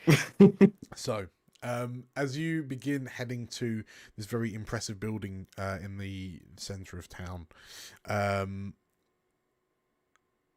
you see that. So the tavern itself is kind of multiple. It's tall enough that you know it's multiple stories. It's a bit difficult to tell just like how many, because the windows are quite kind of oddly spaced out. They don't seem to be confined to like floors, if you will. But the roof of it, you can just about, like, you can see overhead is a very kind of vibrant emerald green, like green tiles, and hanging just to the sort of like top right of the door, that you can hear all this kind of like chatter and music coming out of. You can see a gently swinging wooden sign, upon which is painted a 4-leafed clover, and in sort of like etched writing underneath it, it simply says the Clover Tavern. And the Clover Tavern is a sight to behold. It appears as if it's been carved from the trunk of some ancient tree. It is clearly the heart of this community, and the music that pours out from it seems like the sort of music that would always be coming from it, intermingling with good-natured conversation. As you step in through the front door and the sound and the warmth inside kind of washes over you, like a pleasant breeze, you notice that to either side of the door, like the entrance, are 2 sets of shoe rack, one on the left, one on the right. You notice that all of the shoes on the left are dirty and all the shoes on the right are spotlessly cleaned, like freshly cleaned. And you can see a young kind of dwarf boy who sort of like sees you as you enter, and he shouts, and if you please leave your shoes on the rack on the left, and by the time you're finished you can pick them up from the rack on the right, he says. And a quick cursory glance, you notice that everyone in the Clover Tavern is either barefoot or in their socks. And you, as the dwarf boy says this, as he picks up a pair of the dirty boots and begins sort of like dutifully scrubbing them clean. And you notice there seems to be some sort of free service as part of the Clover Tavern. You also notice, Greg, that the clean shoes on the right appear to, a few of them have what appear to be small little trinkets of gratitude. Just small little kind of necklaces or earrings made from natural materials, kind of hanging off the laces or tucked into the boots themselves. And as you glance through this, what looks like a hollowed tree, and you look up, you can see that there is at least 6 floors above you. Each kind of concentric ring, like rings of ringed floors all the way up. And the feeling of hubbubiness kind of rises up through these levels. And as you take this all in and you prepare yourselves for what you suspect will be a very comfortable evening, let's call it there. Hey. Very cool. So, that is our first session of the Daggerheart Open Beta playtest. You did the murder, Theo. Unbelievable Did do a murder. I did not expect the Ribbits to be so easily defeated after one spell. So, He's so squishy. but it Don't was get so any fun. ideas. Don't you burn me? Yeah, you know now. Greg knows how powerful. How powerful you are, That- and I'm How just a little powerful. You are also a little frog man. But he is also a little goblin man, and I'm pretty sure he'd be quite easily dispatched if he was also hit first. So, it's first come, first serve. Out of curiosity, so what was that fire, that cantrip type thing was like 3d6 damage? 2d6 damage? 2d6 damage. Okay, so you rolled very well, to be fair. Yeah, I did roll very well. Yeah, so... I guess by comparison, like, Dan, you said that Gorou's got like a multi-target attack. Yes, What- which I. Do you want me to explain that one? Yeah, like what sort of damage is that doing, just to give us a concept? So to give you a concept on that, it's based on the weapon damage, which in my case, let me just check my equipment. A great sword. Oh, it's up here. Sorry. So it's 1d10 plus 2 damage for my great sword. And with my ability Whirlwind, when I make a successful attack using a weapon with melee or close range, you may also spend a hope to use that roll against every other enemy within that weapon's range. Wow. Any additional enemies you succeed against with this ability take half damage rounded up. So essentially, if everyone was within like a melee range, because I'm using a greatsword, and I chose to spend a hope to carry on my attack to cleave around, the other creatures that weren't my prime target take that half damage rounded up, if they have the same armor class. Very cool. I presume.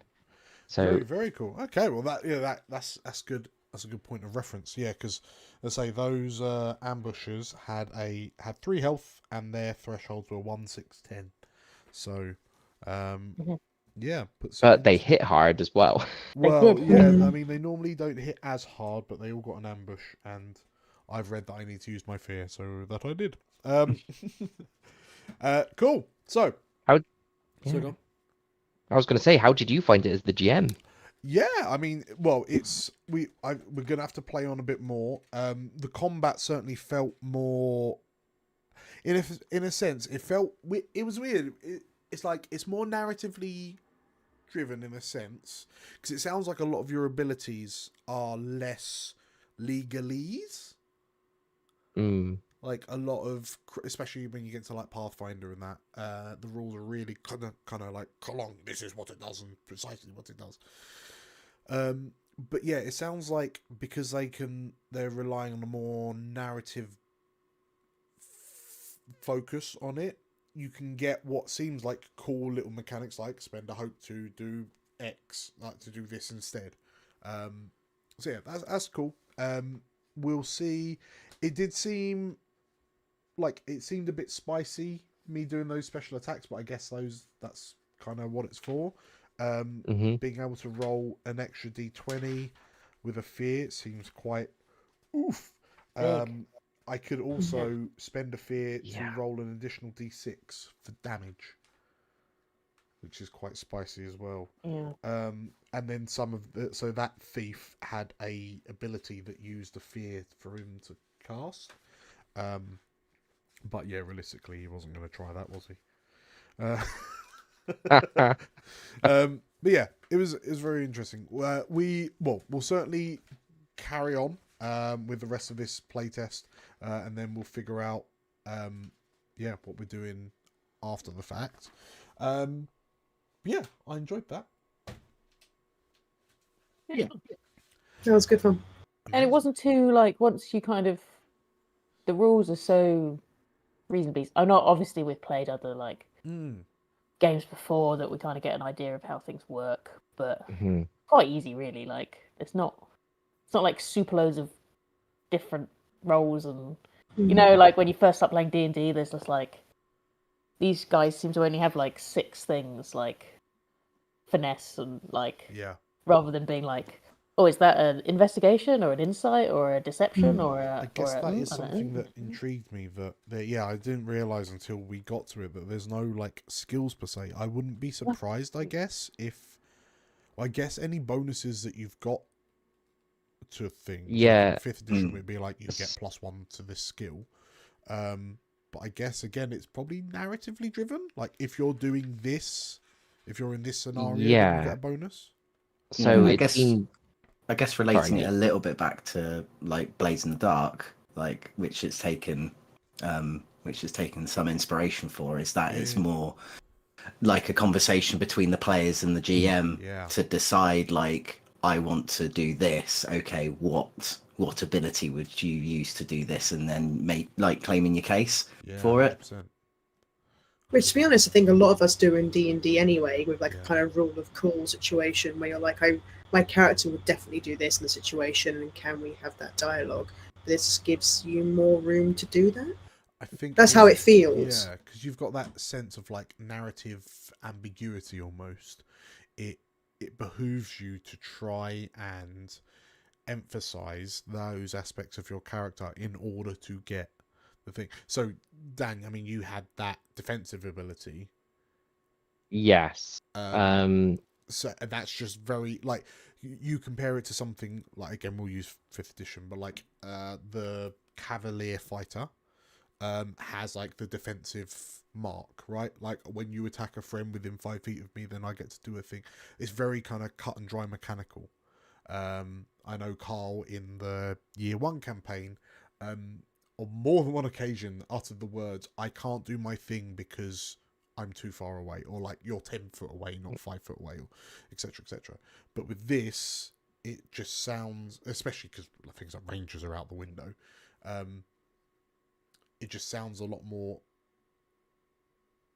narratively driven. Like, I'm going to have my character put themselves in harm's way to protect an ally, and therefore I get to do some cool stuff.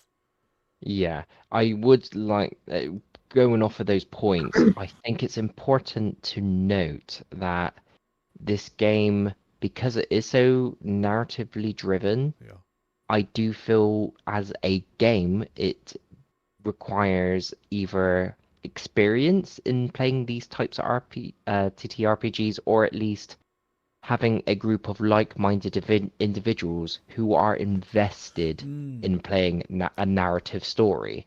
You know, I mean, yeah, I guess it's not something you can min-max per se, but at the same time, I feel that also arguably makes it more like beginner-friendly, because someone who's never played, say, a TTRPG might turn around and say, "Oh, well, can I do this?" And they genuinely don't know the answer. And in the realms of, say, D&D or Pathfinder, you go, actually, no, you can't do that because you can do this, or this. But if someone was playing a Guardian brand new and was just like, "Can I step in the way to stop this attack?" You'd be like, yeah, sure. Like, you've got a thing. Like, you've got an ability that says when you do X, then Y happens. Yeah. Like, when you try to do X, Y happens, or so on. And I think experiences also play into that as well 100%. in times. Because experiences don't have to be just outside of combat, but can be inside of combat if it adds to the narrative that you're trying to portray. So which is why like skills are like, from like D&D's perspective, are kind of like out the window, because you know, like if you roll an instinct roll, that kind of covers like if you're trying to perceive around, or if you're trying to do some sort of nature-y checks or survival. But then you might have an experience that might narratively be able to add on to that, and you're spending a resource of hope to be able to add that modifier. So it's not like you can. Yes, you I guess you could cheese it if you make the thing too vague and you're trying to add it on every single roll you do, which in that case the GM might talk to the player to say, "Look, shall we narrow down your experience just a tad?" But like the whole point of experience is kind of to cover for those skills thing of like, okay, well, my character has this particular outlook or this particular background that he draws upon that experience to try and have a discussion with the GM in the moment of like, could I use this experience in this situation? Yeah. Would that make sense? And because you're spending a hope, it makes you feel less guilty about it as well. Yeah, fair. Well, I'm certainly excited and intrigued to press on with the next episode. That is going to be in a fortnight's time. So, by my reckoning, that makes it Thursday the 11th. So, yeah, we'll be advertising it before then as well. Amazing. Right. Well, if you enjoyed that, make sure to hit the like button and comment down below. You know what? Comment down below on either how like what sort of character you would create for a Dragonheart campaign, or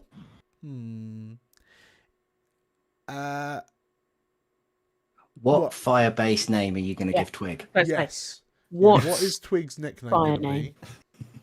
be? Firestarter is actually perfect. Firestarter. Is there a name for the bee as well? Incinerator. Copper is the bee. yeah. Which is quite funny now when you think like my guy is suddenly all fire based, even though he's a little green goblin. I think I love it. I love it so much. Also, if you have kind of read through the rules and the playtest, you've got a little bit more experience. If you noticed us doing anything wrong or like any rules we got incorrect, 100% please let us know in the comments below so we can take that on board going into future sessions. I think that's pretty much it. Yeah. Can I mention one thing before we forget?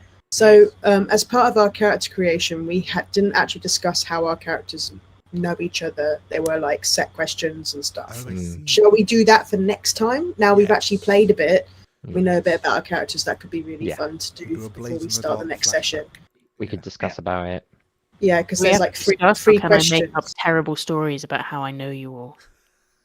we can chat about Greg that. tells people the Yeah. stories, Can but I they're not have a actually story true. of how Greg tells other people how he knows them?